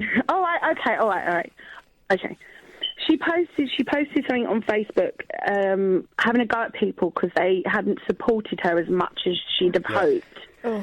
And then posted a picture of a bottle of Teachers. There you go. And a glass. There we go. Yeah. And I just said to her, you can't do that to people, you know, just because they haven't supported you as much as you'd like to think. Maybe they've got their own stuff going on, you know? Yeah. So, but also classy move doing it on Facebook. No, but also, exactly. Well, you know, fair play for calling her out. But she can do that if she wants. She can post that picture if she wants. Here's the thing: we're powerless over people, places, and things.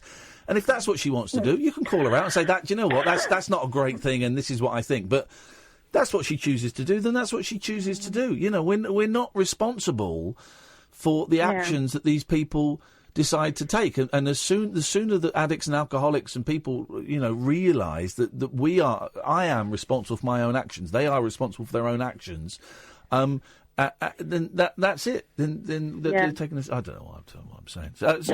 Sally, say hello to Susan. Hello, Susan. Hello, darling. Were you listening last night? I was, and I felt really, really sorry for you. Have you managed not to today? Oh God, yes. It was never sort of every day. I mean, sometimes we'd leave it for weeks, but I just 2 weeks, Catherine, longer than that. But Catherine gave me some. Is Catherine listening? I am. You said 2 Catherine, weeks. it's more than that. Stop it, Ian. You said 2 weeks. I can only go by what you say. It's more than that. Well, Stop making me shout. You said 2. I'm not making you do anything. You're making yourself shout because you're getting things wrong. Let's all take a deep breath. Come on. We're all friends. No, nice and deep, Susan. Nice and deep. Yes, all right.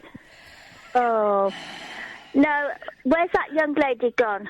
I'm here. I'm here. You're right. Thank you, sweetheart. Yeah, thank you. No, it's nobody thought she meant Catherine. I've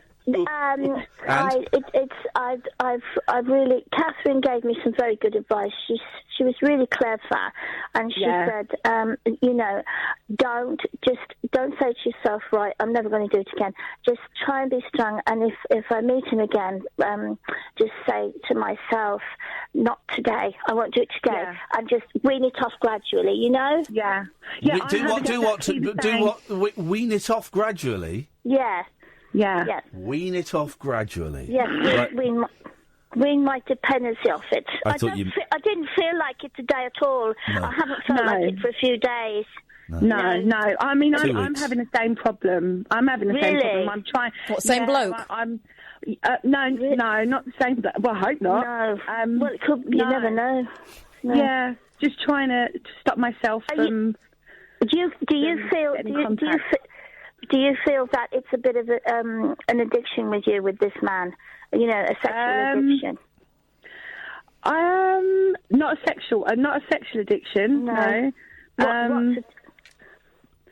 Well, I don't think so much of an addiction because he might be listening right now. God. Do you just like him as a person? Do you like him as a person? If I was to be honest with you, I would say I'm probably in love with him. So. Oh God, that's and I'm I know, and I'm struggling not to text him or anything. So. I know. But it's been 6 weeks. I'm doing well. So, you are doing well. That's very. When you're emotionally involved, it's so hard. I know. It is hard. The love is just so hard. So hard. He's naughty, isn't he? Not as naughty as Susan. Well, stop it. Have you tried popping to Ann Summers or something and getting some sort of vibrator or something? Maybe that will help you. I've got one, darling, but I tell you, the best thing is for me to just... She smoothed off the edges. I walked off... I'm not going to talk to you, Ian. You're just being horrible. Ignore him. I will. Catherine, thank God we've got Catherine. Yeah, she's the same one, you know? Yeah, she's good at advice. Yeah. Good for you, Catherine. Well done, sisters. Sisters are doing it for themselves, except they're not. They're relying on brothers. Are you getting a hard on, Ian? Sorry? Sorry? Are you getting hard? No, I need attractive women for that. Oh, now, come on. We're all attractive. How do you know we're not? I can tell by the voice. I can tell by the voice. Oh, no, it's a very annoying, unerotic voice. Oh, no. What, my voice? Yeah, too nasally for me. Yeah, I'm nasal. I've got problems with my nose at the moment. Well, I could fix it, but not interested. Yes, but you never judge a book by its cover. Well, it's not by its cover, it's by the audiobook, and I don't like it. Oh, fair enough. Each to their own. What do you... Not that it matters, Susan, because you're a beautiful soul, and it doesn't matter. Yeah. But, just out of interest, so I can get a picture in my mind. Yes. Which actress would play you in a movie of your life? Everybody says that on looks, I look like Cherry Lungy. Oh. Yeah, and I don't like Cherry Lungy. I don't like her. Which one's that? The manageress. Yeah. Jinx. Catherine Boyle. Right. And also Kate Bush, when she was younger, she's put a bit of weight on now. Kate Bush, yeah. Have you got flowing dark hair? Kate Bush and Cherry Lungy are very similar. It's not as long now. I've cut it a bit, but it's dark. I haven't gone grey or anything. And on your head? Oh. Stop it. Very personal. I know. I think I'll send Ian and Catherine a picture of my fufu, and then it will settle them, won't it? Honestly, I've got a fufu of my own I can look at whenever I like, but good for you. I will. And it'll stop him, won't it? It'll stop his curiosity. Stop him something. You really don't have to. We don't want any unsolicited V-pics. No. Am I talking to Sally? Are you Sally, darling? No, I'm Ian Lee. Nice to meet you. Hello. No, I want this young lady to name. I'm terrible with names. Is it Sally? Terrible with lots of things. Sally, yes. Sorry, there you are. I've got something right. No, isn't she lovely? Isn't she nice? Yeah, I think you're lovely, yes. Oh, thank you. That's very nice of you to say. I think you're lovely so too. Susan, when do you think you're going to be in the Hall of Mirrors again? Ooh. Oh, no. Not today. No, I don't ever want to go in there. I should never have gone in. I knew him a few years ago. I had a fling with him and I pulled out because he was so horrible. You pulled out? I'm confused. Yeah, I did. What exactly were the two of you doing? What were you wearing? You pulled out? Yes. How did you do that? Was you wearing a... Stop. I was wearing... He asked me to go along to him and would I wear... I've never done this before. He said, would you wear fishnet stockings and okay. I thought you were going to say something else. Yeah, me too. And keep... What did you think I was going to say? I can't say it on the radio. Can't say it, no. Can't say it. Fish. net stockings. Anyway, so he asked you to dress up or dress down. Yes, and dress up, and I put these things on. And I thought, why am I doing this? I've never done this before. It's just making me feel shit. It's just, basically, Sally, it's just, the only thing it's ever been is erotic and lust. Yep. That's all it was. Has he got, like, mirrors all around the room? Well, yes, he has. And I've been told, someone who knows him thinks he's got a video camera. What? And he's videos? I know. You? I know. No videos because he's got loads of women in there, hasn't he? In and out. Videos himself doing it with all these girls. Dirty boy. That's not pleasant. Seriously, Sally. He might have done it with you, though. Oh no. Okay. I know. Well, He's got a picture of my business area on his phone. What, your office? No, on his phone. But he came to where you work and took a picture of your desk. I haven't got an office. You said your business area. Oh, I'm so sorry. I'm being very slow on the uptake. Foo-foo. Unlike him. Yes. The foo-foo. The foo-foo. Yeah, I call it a Mary. I think that's a nicer one. Yeah. Mary. Do you prefer that to foo-foo? Yeah, I always refer to it as my Mary. All right. Okay. Well, apparently it is Elizabethan time, so they called it a hinny. Oh, a hinny. Yeah. Okay. Hinny. I think it's Hinny. In Elizabethan times, yeah. Isn't that what Geordies call you if they're being nice? I don't know. I think they do I don't know any Geordies. Oh. Thank God. What do you mean, thank God? Well, they'd be calling you that all the time. You'd be quite offended. Well, Susan, it's Sally. It's always great to talk. Yeah. Yeah. And Ian's getting bored, and he wants to blow us out. I want to what? Now, if I blow you out, who's going to pull out? You or me? You're mixing up the genders. Well, you're going to pull out, aren't you? Because you want to blow us out. Oh God! If I pull out, will you blow us out? Could we all withdraw at the same time? Would that be all right? Let's do that. Yeah. As friends. So on the count of three, we're all going to pull out, okay? And can I just check? Is anyone getting blown out? Susan, are you going to blow anyone out tonight? Not today. Okay. So at the count of three, we're all going to pull out and put our phones down. Ready? Thank you. Okay. Ready, Susan? 3. Yeah. 3, 2, 1. Bang. You've got to put your phones down. No one pulled out. No one pulled out. We're all in. We're still in. That's a mean trick. We are still in. We're locked in. You can't do that. You can't say you're going to pull out and then leave it in. We're like pigs. Yeah, that is a bit. I don't want to go off the phone because I've only got to go to bed and I'm bored. I want you to talk to me. Well, I'm not allowed to talk to you. What do you mean you're not allowed to talk to me? Why? You keep telling me to shut up. Well, you keep being rude. I'm not rude. I only said it twice. Is that all? Gosh. Well. Okay. Well, Susan, nice talking to you. Bye. Bye. Sally, thanks very much. Bye. Catherine, can I cut you off if I click this? No. Balls. The Late Night Alternative with Iain Lee. Unfiltered Night Talk with the original king of unconventional conversation on Talk Radio. We have ways of making you talk. Even more unstructured than usual this evening. I've got a blank bit of paper with nothing on it. I just feel like I need to kind of challenge myself a bit more. So that's why we played Revolution number 9 from that great double album from 50 years ago, The Beatles. So we played that the other day, and that's why I've come in with nothing. I need to. Yeah. 0344. What's wrong? Just seen a story. Oh. Do you want to go on? Let's go to the call. Well, should I take this call first? Oh, this will keep. 0344 499 1000. Good evening, Dion. Good evening, Iain and Catherine. Good evening. Good evening. Dion.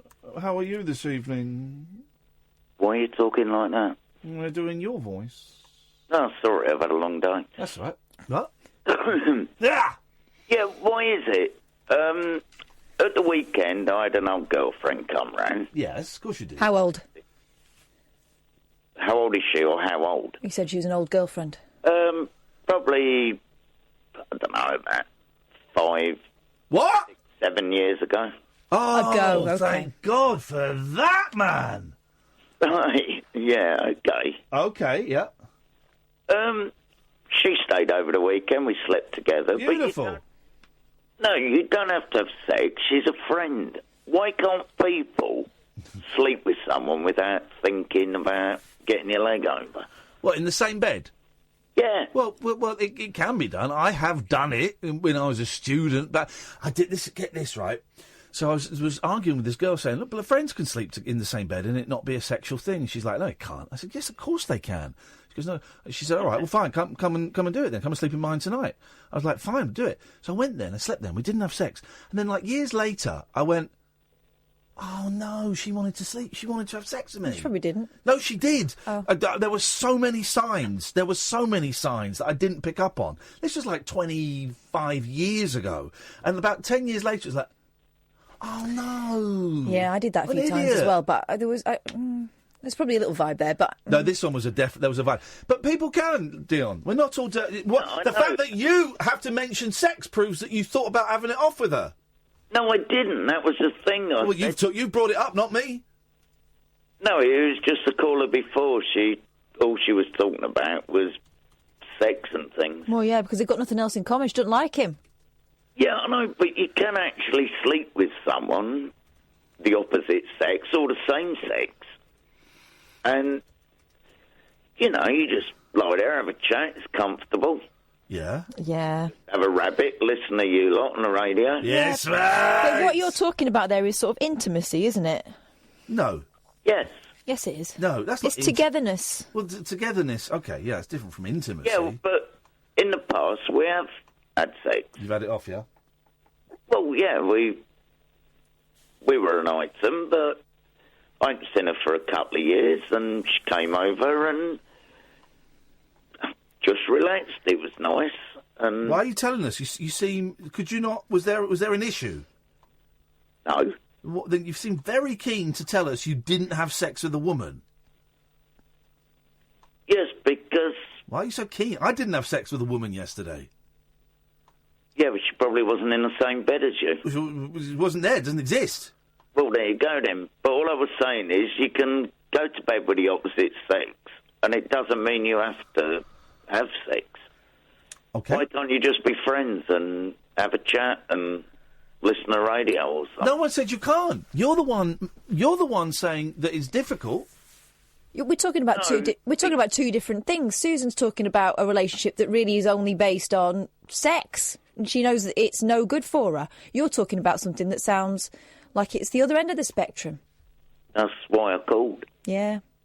But you don't have to. I mean, if it happened, it would have happened. But, I didn't want to stop sticking my arms around her, and she didn't want to do that to me, because it would have been uncomfortable. Yeah. So let me get this... Let me clarify one thing, Dion. Go on, then. Did you have it off with her or not? No. Fine. That's absolutely great. Then cool. And we left. She left Sunday afternoon. Yep. Still good friends. And you had a little jostle when she'd gone? God. To relieve... Otherwise, it can be very painful for a gentleman. Did you have a little jostle? I just give her a peck on the cheek. No, but after she'd gone? Do you mean, did I have a J.R.? No, I didn't. Okay. I'm just noticed to get angry. I'm just trying to clarify. Would you have to be rude? I didn't use Cockney rhyming slang. Right. I didn't use disgusting Cockney rhyming slang. I used a medical Latin term. And I phoned her up today, asked her if she was okay. She said thank you. She said thank you for a lovely weekend and That's so beautiful. That's so beautiful. I'm so proud of you, Dion. There you go. You're learning. So, there you go. Anyway. Yep. There you go. So, okay. But it is. Yep. Maybe next time. Maybe. I don't know. Oh, Dion! This is it! So you wanted to? No, I didn't. But you want to next time? Maybe. I said maybe. So you want to have sexual intercourse with her? Pardon? You want to have Why have you got to be so base? You want to have sexual intercourse with this woman, this creature, this lovely creature. No, I don't. You don't, but you might have sex with her next time, but you don't want to have sex with her. It depends on the evening. What, Thursdays? Are they best for doing it?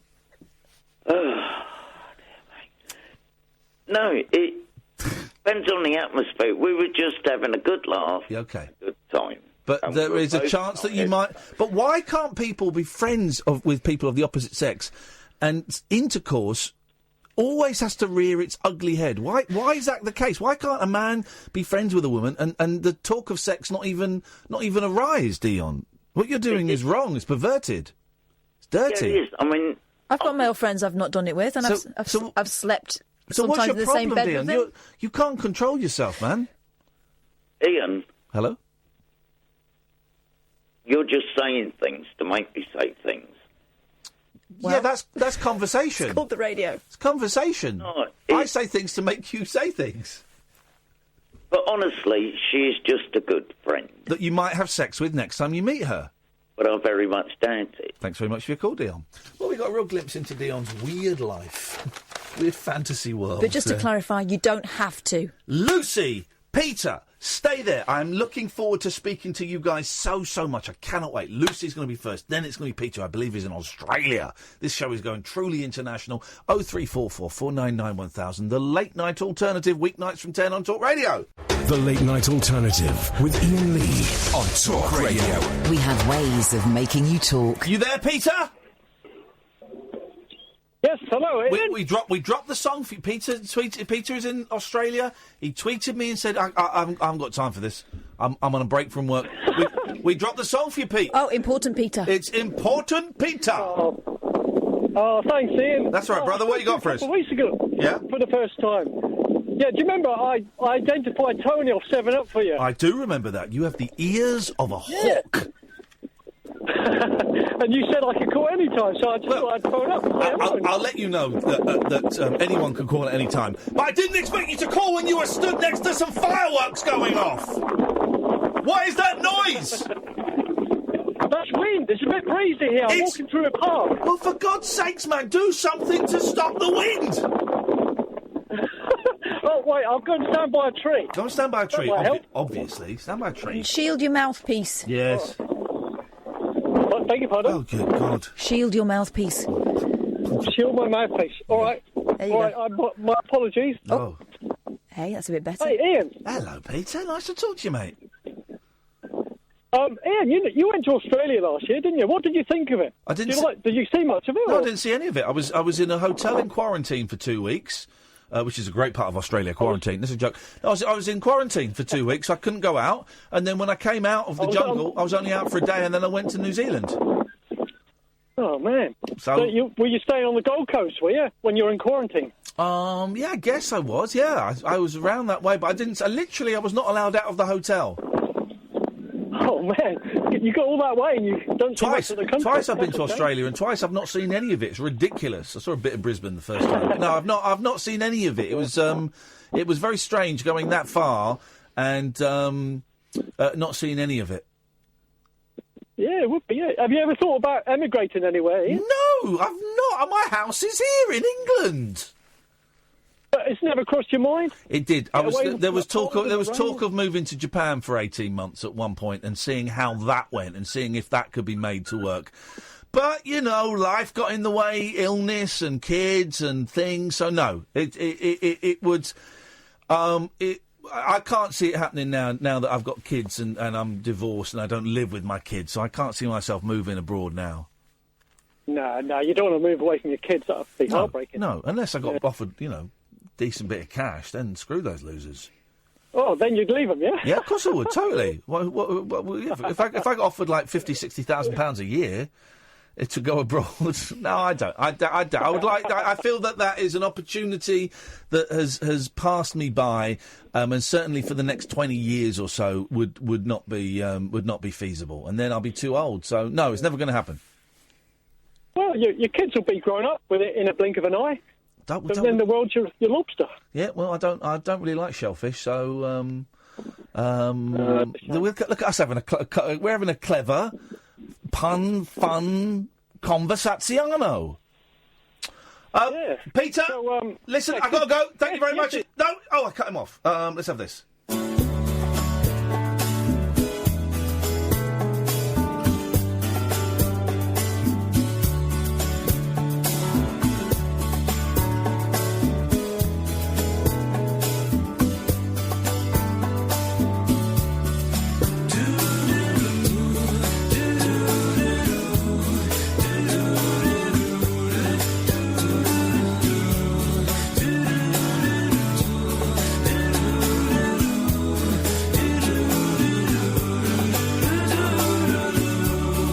Tell you a secret, put it in your heart and keep it. Something that I want you to know.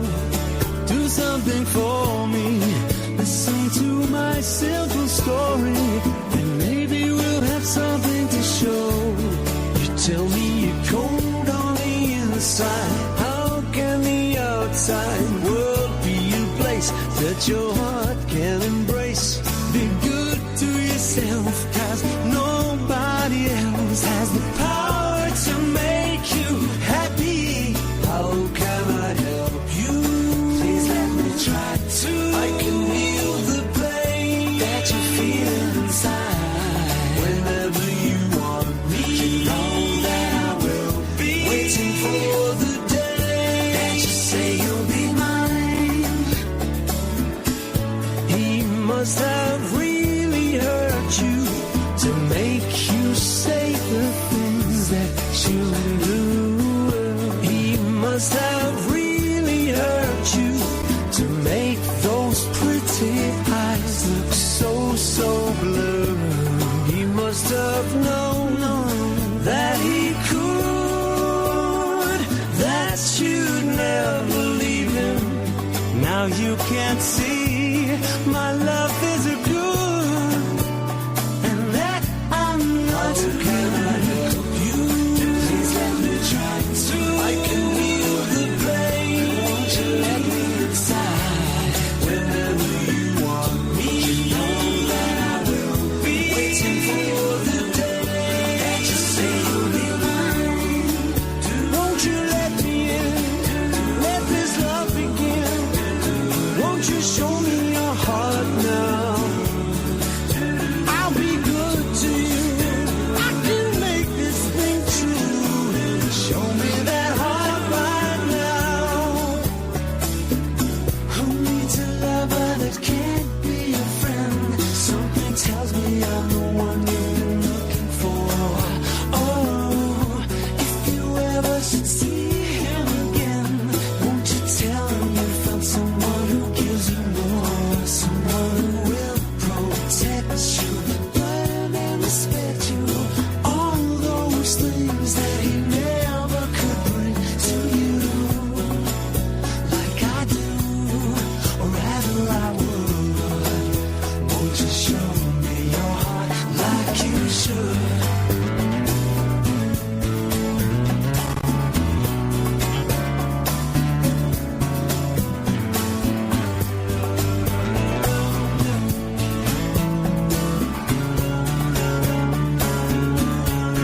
How can I help you? Please let me try to. I can heal the pain that you feel inside. Whenever you want me, you know that I will be waiting for the day that you say you'll be mine. Won't you let me in? Let this love begin. Won't you show me your heart now? I'll be good to you. I can make this thing true and get to your heart somehow. That is one of the. That is the best George Michael song. And it was a flop when it came out. Oh, it was my favourite though. It was Listen Without Prejudice, 1991.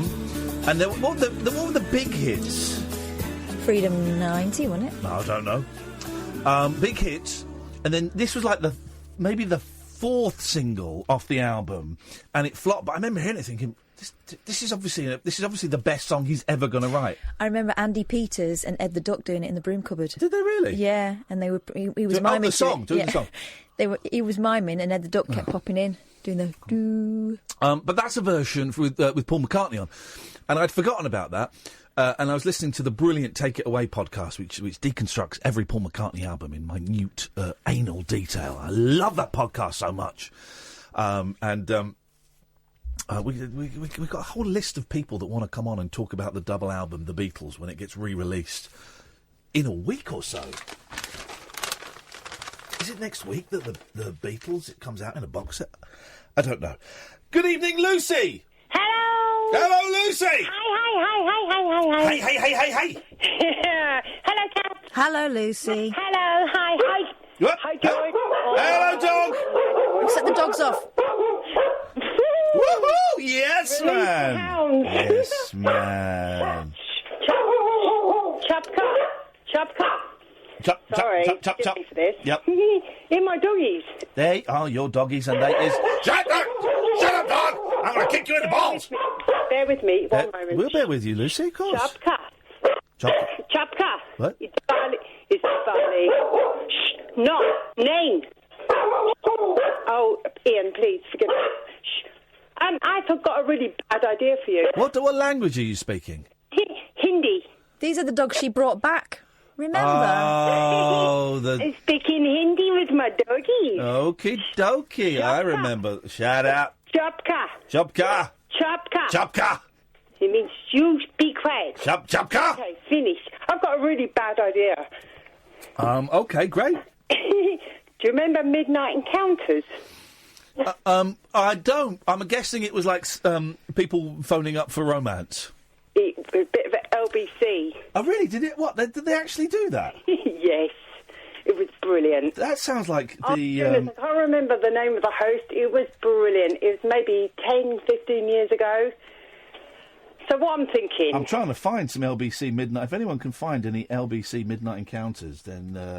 Do you know where I'm coming from here? Well, go on. Tell me. Take me there. Take me there. I've had a look at your website for the singles. Oh, yeah. Yeah.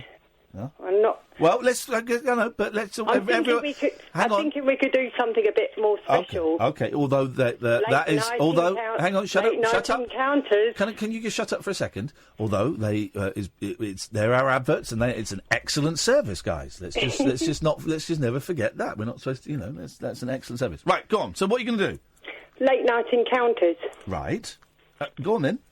Just with the late night alternative people. Okay, so but what? I don't know how it works. well, I'm not sure how it works either. But I thought you had an idea. Right, singles. Yeah. Just for people that listen to your show. Okay, but you don't want to go out with any of those guys. Yeah, we do. No, you don't. I love the nutters. I love a nutter. They're all deviants, and not the fun deviants. They're not the kinky. They're kinky, but in just a way that's too messed up. I like messed up. Okay, in that case, who wants to go out with Lucy? 0344 499 1000. I tell you what we'll do, Lucy. We'll play some adverts, right? When we come back, match them up. Yeah, no, we're gonna match you up. When we come back, we're going to take calls. Would you like my statistics? Well, what were your statistics? You see, I told you they're all messed up. We're going to your vitals. They are messed up. Lucy, think of some questions you might like to ask because you're going to be doing the probing. Can I? Mm-hmm. So. Can you call me back? I'm going to write some down. Well, call me back. No, would you call you back? We've called you back already. We're going to do it now. We're going to play some adverts, then we're doing it. This is happening. I'm ready. We're going spons, right? Give me some response. Please shut up. Bear in mind, no one may phone in, and if that happens, you have to take that personally. You can only take that personally. No, I'll take some statistics. She's not listening. Oh, right. What we'll do is we're going to take an advert break. When we come back, we're going to take calls straight to air, and we're going to see if we can find a partner. Male, female, not bothered? Male, please. Okay. A male or a female partner for Lucy. We'll take calls straight to air. Thank you. Oh, you're very welcome. 0344 499 1000. I would start dialing now. 0344 499 1000. When we get back, we're gonna get Lucy pregnant. Hit the numbers now. You will get through. You definitely will, because it really has not been much of an uptake so far. The Late Night Alternative with Iain Lee on Talk Radio. OK, we're going to take calls straight to air. If you want to get it on with Lucy, 0344 499 1000. Lucy, I've got to be honest, the switchboard has not is not lit up. Oh. But maybe they need to know a little bit more about yourself. So why don't you sell yourself? I don't mean like that. I don't mean. What would you like to know? Well, tell us about yourself. What books, what movies do you like? Are you loyal? Do you have a favourite position? What can you bring to a relationship that will tempt my callers to ring in, Lucy? Well, I'm not sure really. Right now I have 3 doggies on my bed. Okay. I've travelled most of the world. Oh. I'm adventurous. Okay, now we're getting interesting. And here we go. What's the word? Drunk? Sorry? No. What the word? You're looking for a word. I was looking for a word. Okay. And then the word is spontaneous. Is the word? I know, we all get the irony of that. No, the word is spontaneous. 034, and you said it. So 0344 499 1000. Could the word be Gatford? Gatford. Hello there, Lucy. Hello. Hi, how are you? Hi, TK. Have you got anything against people with only 9 toes? No. Do you speak Hindi? Excellent news. Do I speak, pardon? Sorry, Hindi? No, but I can learn. Be fun for me to learn with you. I'm open to new experiences and new things. TK. TK. Okay, he was boring me. 0344 499 1000. Let's try this one. Line 3, you're through to Lucy. Oh, it's a piggy. Hi. Hello, piggy. Oh, he's lovely, Dion. No, you can do better than that. I know, I can. You can. You're a beautiful. I am spirit. beautiful. You're a beautiful spirit. I don't know that, but I know you're a beautiful spirit. I like your spirit. Thank you. 0344 499 1000. Catherine, you were about to say something. I just found it very interesting to hear Gatford's sexy voice. Isn't it? Is that what that was? I think that's what he was doing. Oh. Did you notice? Oh, I thought that was just like a horrible, creepy voice. Yeah. Oh. Yeah. Okay. Well, here's the thing. We're not getting many phone calls, Lucy. And that... Oh. No, but don't... Listen, don't take it personally. 'Cause like I say, you're a beautiful spirit. And I wonder if it's because people nowadays, they get their encounters via apps. Maybe we need to put you on an app. I don't want to go on an app. Well, then I think you might be single then, because I think everybody in 2018, and we're nearly 2019... Everybody gets... if anyone wants to call in, we've got Lucy for a couple more minutes, 0344 499 1000. Everybody gets their action on an app. Oh, Lucy, say hello to Nigel. Hello, Nigel. Lucy, I've just rung up to offer my services as a professional news photographer to do the news pictures of you and your intended once you meet him. And, of course... Maybe Iain can be the best man. That would be I can just do fabulous. the photos. We can have a nice magazine scoop. What do you think, Iain? Good idea? We're not getting any phone calls, Nigel. There's not going to be a wedding. I thought it was Nigel from Maidstone. No, God, no. Can you get him to call me up? I'd love to speak to him. With the best will in the world, you're too old for him. He doesn't listen. Okay. He doesn't How do you listen know to the show. I am? Well, it's not your. We know that you're not 16. So, No. say hello to line 3, Lucy. Hi, line 3. Hi, line 3. Hello. Good evening. Good evening, Lucy. Good evening. How are you? TK. How are you? TK. You've travelled all over India, haven't you? I love India, yes. Happy Diwali. I do too, but I've never been there, so I'm looking to go there this year, later in December. Beautiful. Yeah. Are you into spirituality? Are you? Absolutely. Here we go. You I are. am So you're into spirituality, my smudging. friend. I'm into smudging. Smudging all the time, my friend. I've got white sage coming out of my ears. Same here. Same here. Seriously. I've always got a good couple of sticks of it here. Yeah. Yeah, I love a stick of sage. Oh wow! And where do you live?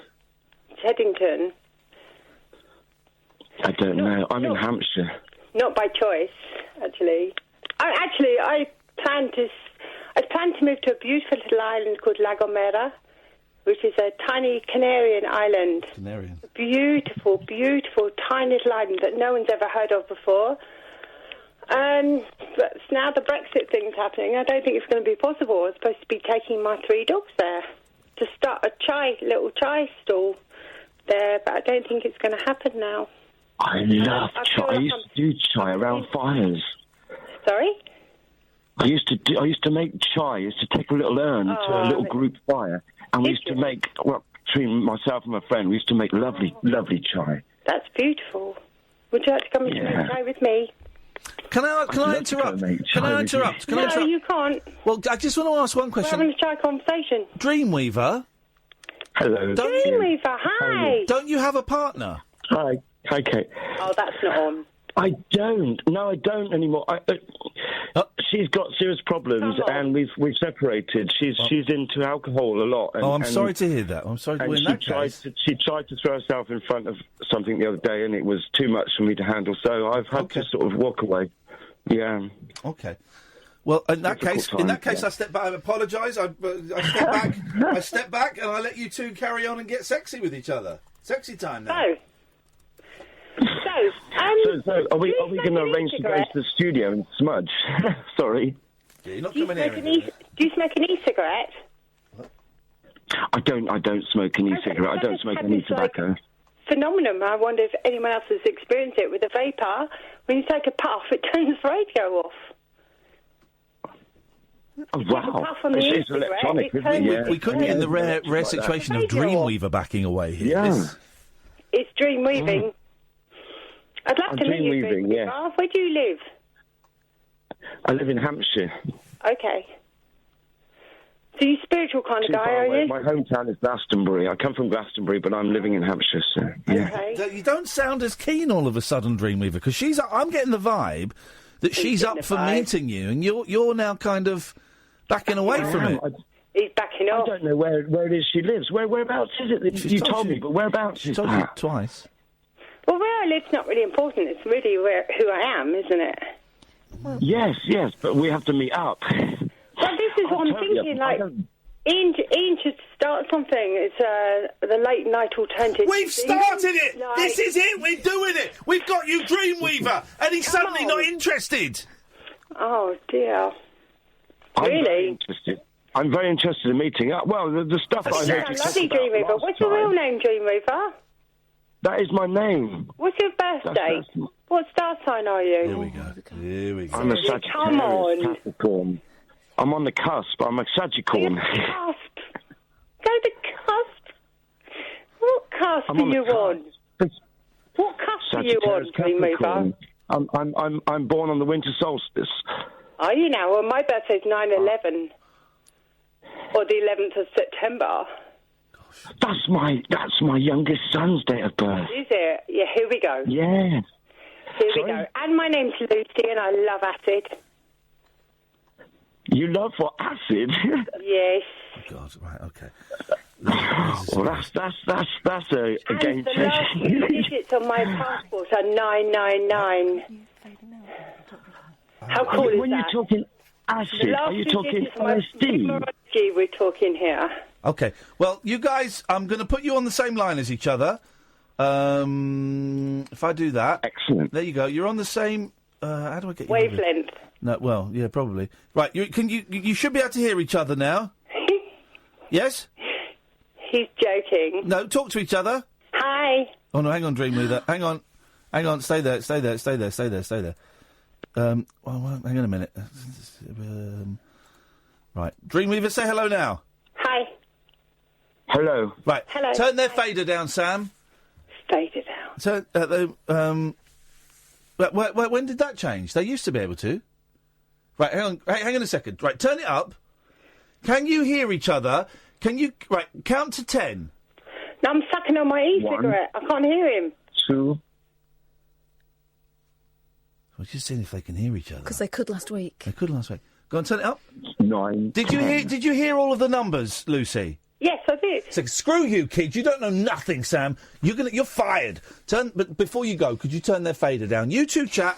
get it on with each other, get horny, get sexy. This is the late night alternative. We've made love happen. We're going to make a baby. We're going to have a baby on the show. This is what it's all about now. Late night conversation worth losing sleep over. The late night alternative with Iain Lee on Talk Radio. We have ways of making you talk.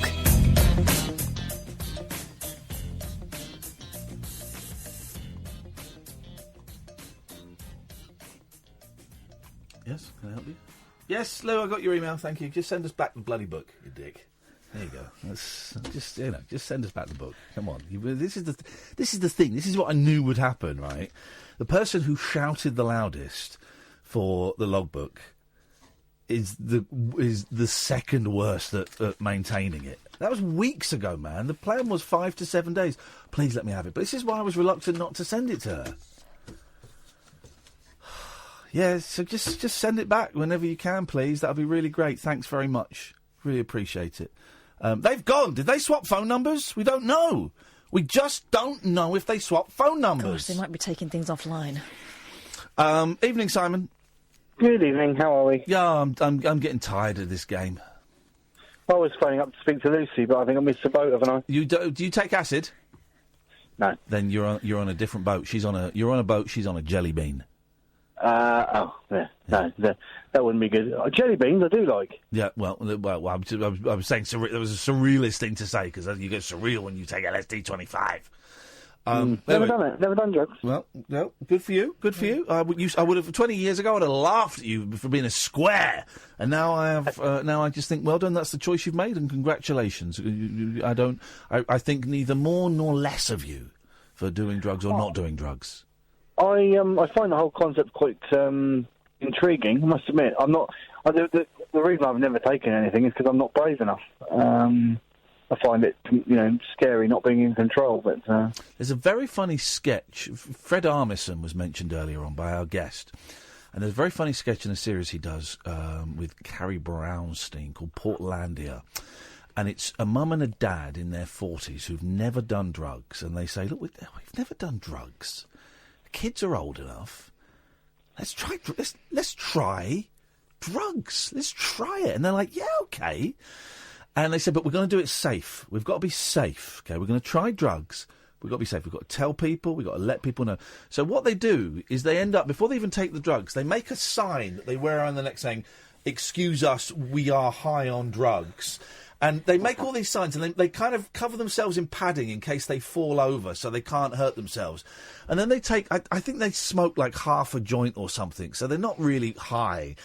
But they're just like, "Oh my God, we're on drugs! Oh, we're on drugs!" And everyone's just watching them going, "Yeah, you're not actually high. You just, I'm doing the sketch a disservice, but yes, it's a very funny sketch. Well, the thing about drugs is, it works for some people. It doesn't work for others. I'm allergic to drugs in as much as when I put a drug in my body, I have an allergic reaction. That means I can't stop. For most of my drug taking, it was miserable. It was horrible, and it was lonely. But for some of it, it was fun, and it was sociable, and it was a laugh. And I think it is important. Obviously, I can't encourage people to take drugs, and I wouldn't encourage people to take drugs, and I have to be careful about what I say here. But I think it is important. Miranda Sawyer does it brilliantly in her book Out of Time.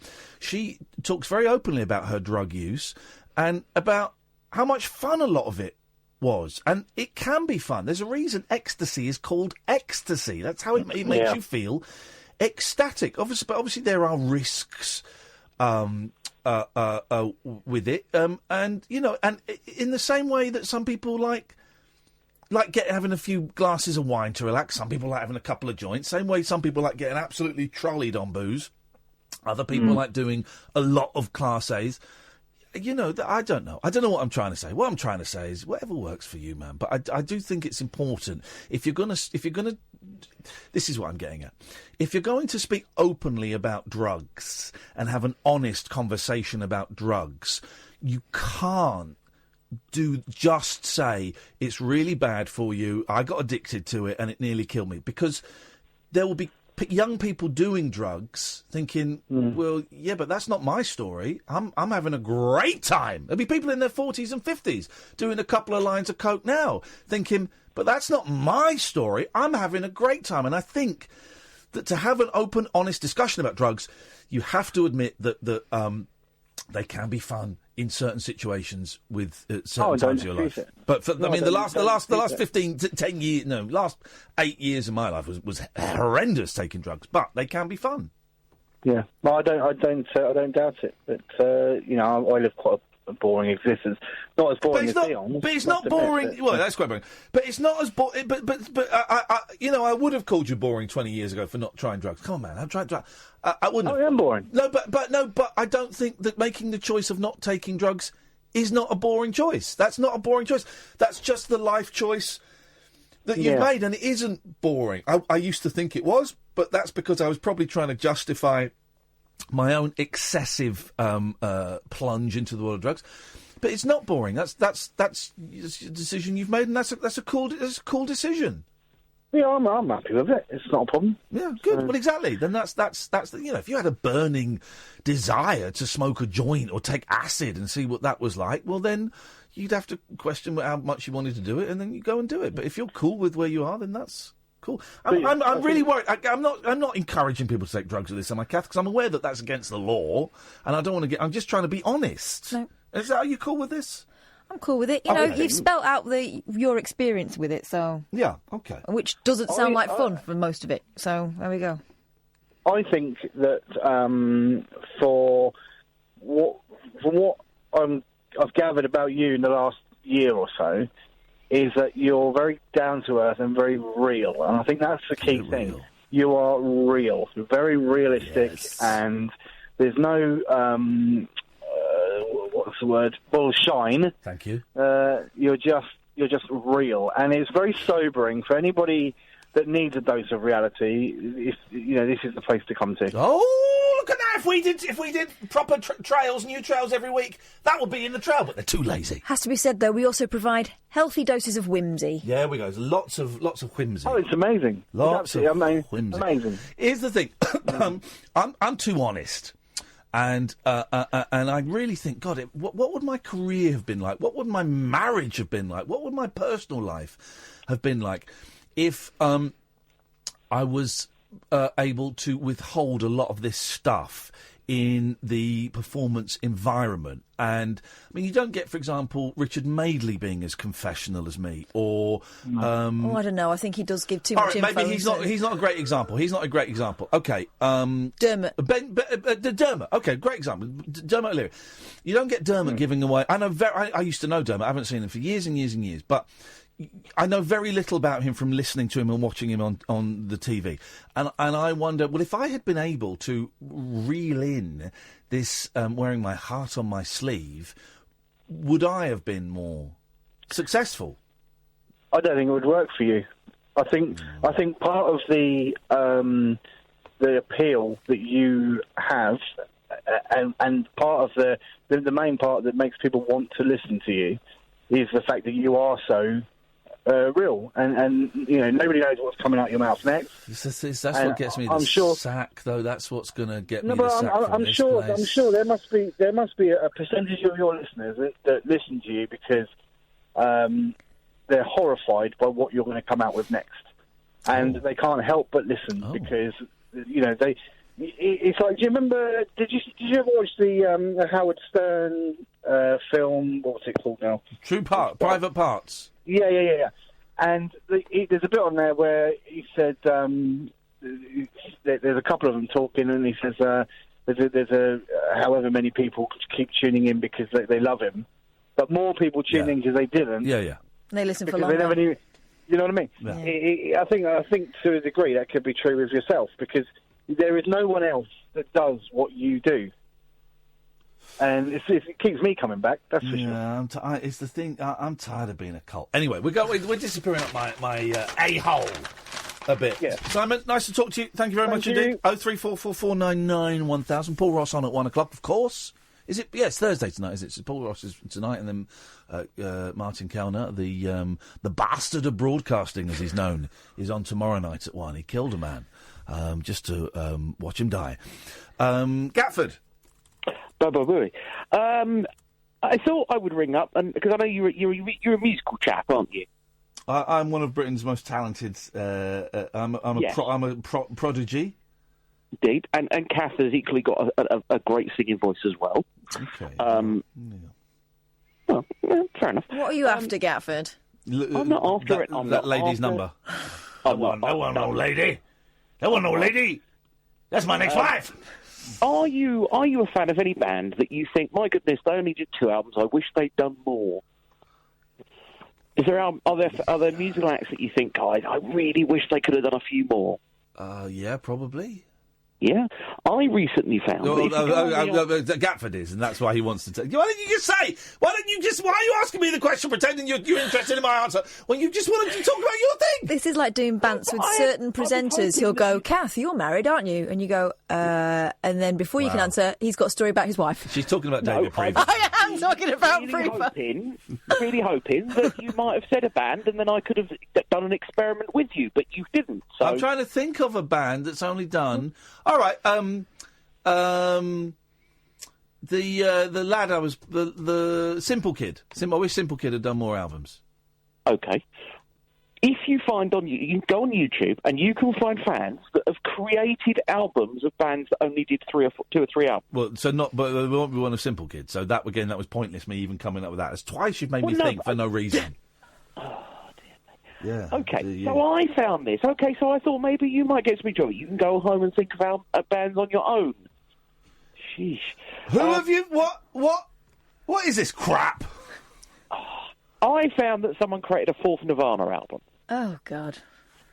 All right? And some of it's pretty good, because there are lots of tapes, all this stuff that Prince has done, allegedly, is all out there, apparently locked up. Yes, mate. They're called...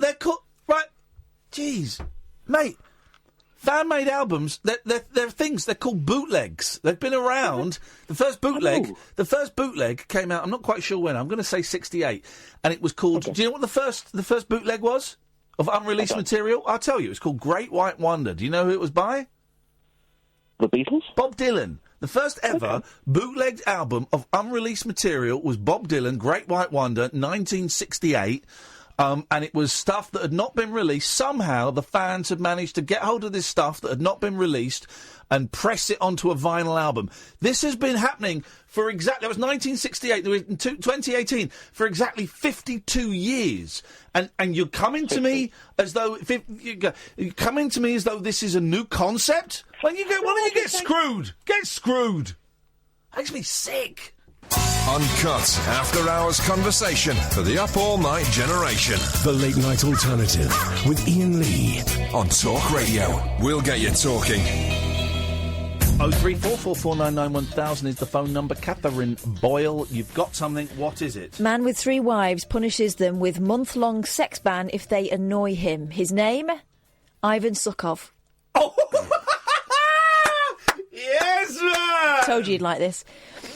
Ivan Sukov, who's set to become a dad for the 10th time, is also looking for more wives, preferably tall, slim and affectionate. A man with 3 wives has revealed he refuses to have sex with them for a month whenever they annoy him. Serial lover Ivan Sukov has a separate room, and every evening he invites one of his wives to spend the night with him. Nope. But he forbids any bedroom action with the trio if they've been up to no good. They've been naughty ladies. This is according to what does no good mean in his book? Displeasing him in some way. If they upset Sukov, then there's no... OK. The 34-year-old from Russia can only have one official wife by law. His name's Ivan Sukov, Sam. I know you missed that because you were talking to Paul. His name's Ivan Sukov. Mr. Sukov. Mr. Sukov? Yes, please.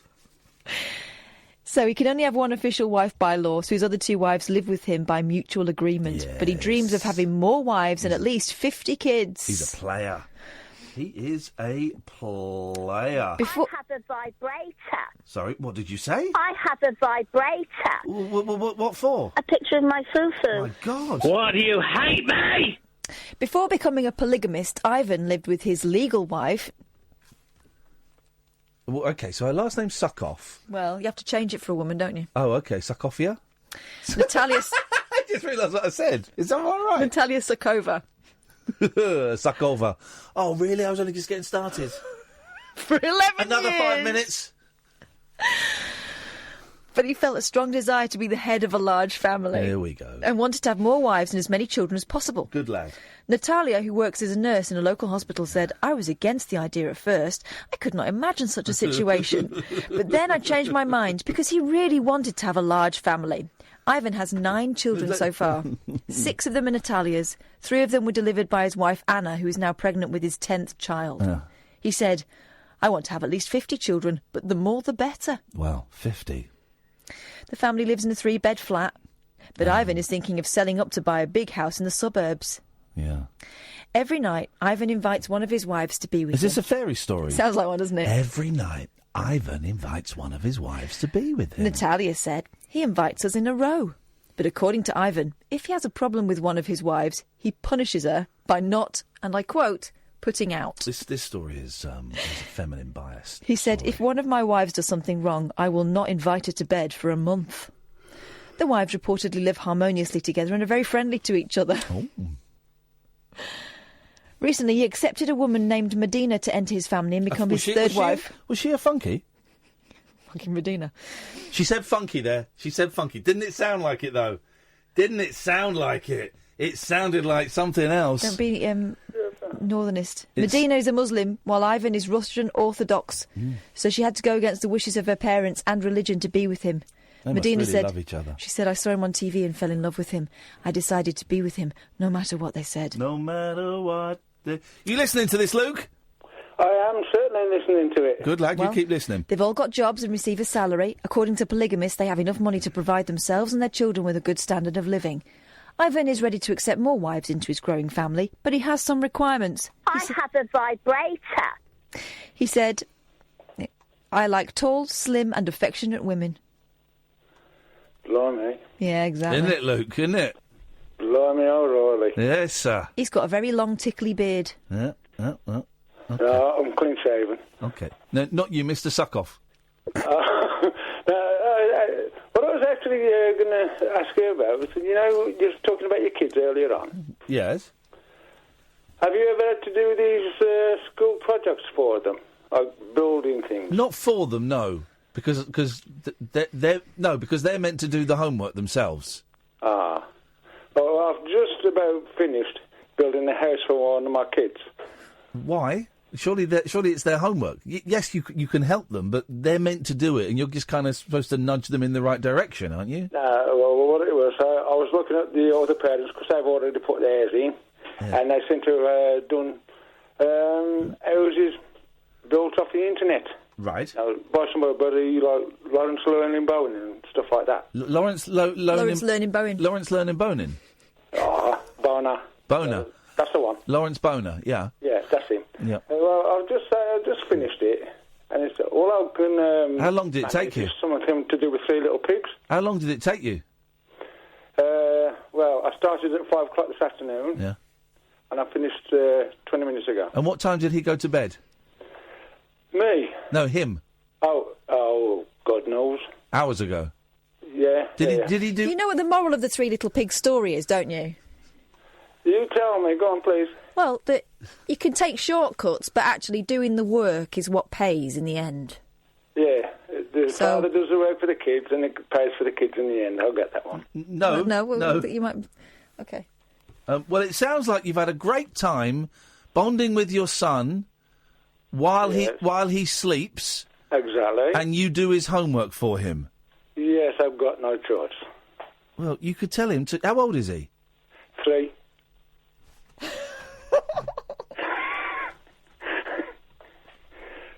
He's only 3. What a lazy little toad he is. So he's going to rock up. He's going to rock up with this super slick, open plan house.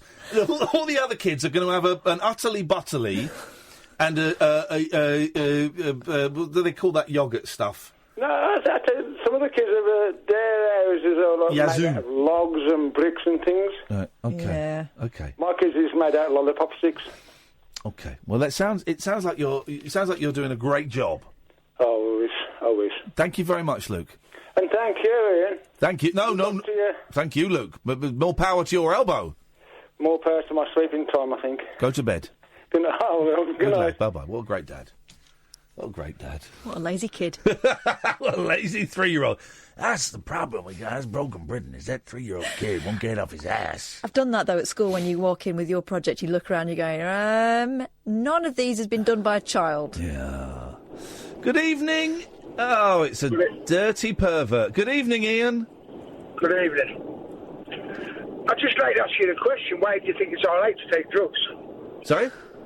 Why do you contemplate saying it's fun to take drugs? Did you listen to the entire conversation? No, actually, I've been driving for 2 days. I've been to a funeral. I've been up and down the country. Yeah. When you were saying, the conversation you had, you were saying it's all right to take drugs. Nope. Well, I've actually lost a son through people taking drugs. Okay. I'm really sorry for your loss. No, you don't have to apologise to me. But it's like, I wasn't apologising. I was expressing empathy and sympathy. I wasn't apologising. Right. Well, I thank you for that. But cannabis leads to bigger drugs, and it's a known fact. Yeah. Okay. People take cannabis, and then they lead to something else, and it's something else, and it's something else. Yes. And eventually, somebody loses their life. Not always. No. Like my son. Not always. Not always. Very, very rarely. Very, very rarely. Well, I think you'll find statistics are quite wrong there. Could you show me the statistics? What statistics have you got? Well, what do you think all these stabbings are all over in London? What's it all over? Well, there's lots of. I can answer the question. I can answer the question. There's lots of different reasons for the stabbings. I gather a lot of it is about territory, but also, yeah, some of it is to do is drug related. Yeah. Right. The old man who was beaten up in Newcastle. Okay, this is irrelevant. I'm genuinely sorry for your loss, but it's irrelevant to what I was saying. If you listen to what I was saying, what you're talking about is not connected. Fair enough. It's just, I'm driving back from Banstead. Yeah. And I've caught this. Obviously, the signal's not been that clever. I think you've missed quite a lot. Ian, honestly, listen to me, brother. I'm sorry. As a dad to a dad, I'm sorry for your loss, right? The whole thing wasn't me saying everyone should go out and take drugs, it's fun, right? Listen, I'm a drug addict, right? I'm in recovery from drug addiction, and most of my drug using was miserable and was horrible and was dark and was lonely and was messed up, right? But I have to be really, really honest and say that there were some bits of my drug taking that were a lot of fun. And I think if you're going to talk to kids, in particular, about drug taking, you have to be honest and say some of it is fun, but there are dangers and you have to be cautious. I actually am a drugs. I talk with the police officer in County Durham. I actually talk to kids. Yeah. Obviously, my loss, it might make them trigger something in the brain. It might do. Where they say, oh, hang on a minute, I might kill somebody here. Yeah, it might do. It definitely might do. Well, hopefully something good will come out of that horrible, horrible tragedy. I hope it does. Something, the lad who did it to my son, don't get me wrong, I got me karma, as they call it, because he took an overdose, and I was absolutely over the moon with it.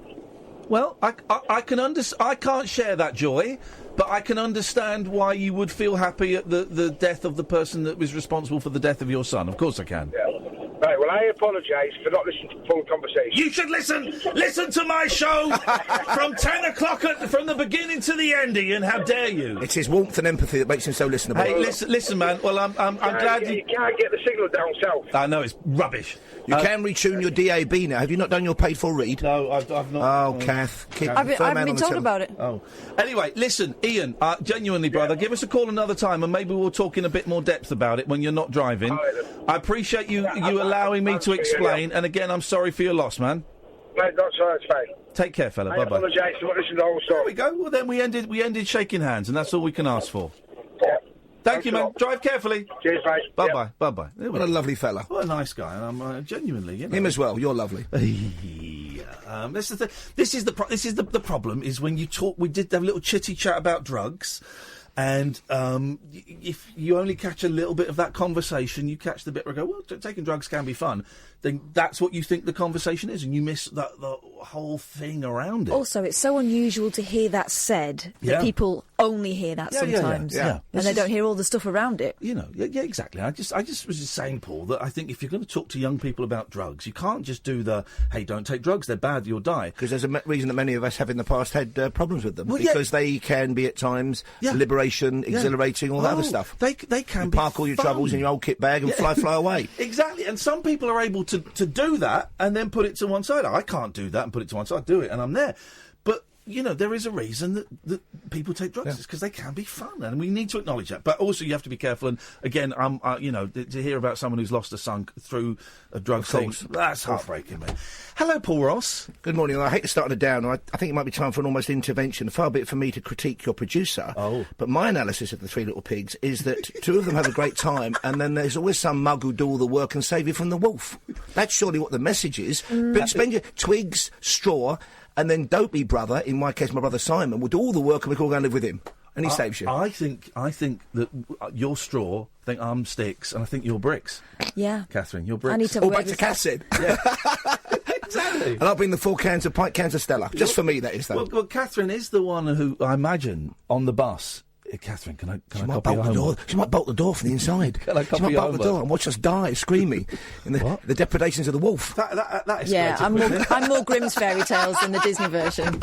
My life's like a fairy tale, grim, as John Kilcott used to say. What have you got on your show? Well, loads of stuff, the usual old tosh, but also we're talking to a remarkable man, leading academic, all through the past few weeks. We've been counting down to the big commemorations this weekend. Let me show you a quick photograph, OK? Got a professional. Look at that almost Viking helmet. Oh, yeah, That's beautiful. a Prussian helmet brought back by a man from the Chang Nasa tribe in India and adapted into a ceremonial thing. 1.5 million Indians from the undivided subcontinent served in the Great War. Wow, this guy has written an amazing book about that. And we talked so far about the Irish, the Anzacs, Australians, New Zealanders, Canadians, Africans. This man, they've even got... And we're trying to dig some out, but they're all in different languages like Pashto, Khasi, Nepalese, Gujarati, Hindi. 2,677 recordings were made by, listen to this, the Royal Prussian Phonographic Commission of Indian Prisoners of War in the Great War. Is that not remarkable? Voices from time. Now, we may not play them because we can't understand a word they're saying. I'm not fluent in Pashto. I bet they sound incredible. Isn't that so? That this is an astonishing story. It's the kind of end of our look back at the Great War. It's going to be a big weekend for that, and we're doing all the usual stuff on a Friday. I had an email. Can I quickly do this email? I meant to do this from Jasmine, who is Swiss. Yes. Hi, Ian. This is Jasmine. Thank you for this. And the company logo of Talk Radio has changed. Have you seen it? It turned into that red thing with a green triangle next to it. I always thought it looks like an apple. People sometimes wear that on the telly. You've done this too. Do you know what it means? Can you explain? She's describing poppy. The poppy. Yeah. And of course we had a guest the other night who said something similar. I can't remember where they were from. Yeah. He was asking about never that. occurred to me that... So is it just in Britain No, that in we the States, we crossed over to the World War I Museum in Missouri yesterday, and they've had poppy-making classes, and for the last 10 years or so, apparently, they've kind of half-absorbed it. So, but I think it's because it's Flanders Field, isn't it? In Flanders Field. So there you go, Jasmine. It's the poppy, and it's Remembrance Sunday this Sunday. Swiss, though? Yes. Well, really? Come on now. Okay, how is that Nazi gold and 500 years of kind of duplicity going for you, Jasmine? Paul Ross, outrageous behaviour. The Swiss flag, white cross on a white background. That's it. Swiss tank, four reverse quiz, one forward. Hey, motto of the Swiss SAS, who cares who wins? Hey, I've got a million of them. I'm here all week. Oh, well, you're not, actually. We got Martin the Bastard Kellner tomorrow. He's killed a man. We will be back tonight at 10 o'clock. Don't forget, podcasts are plenty out there if you want to go and get those. You can listen on DAB, you can download the app, or you can go to talkradio.co.uk. Paul Ross is up next. This is Talk Radio.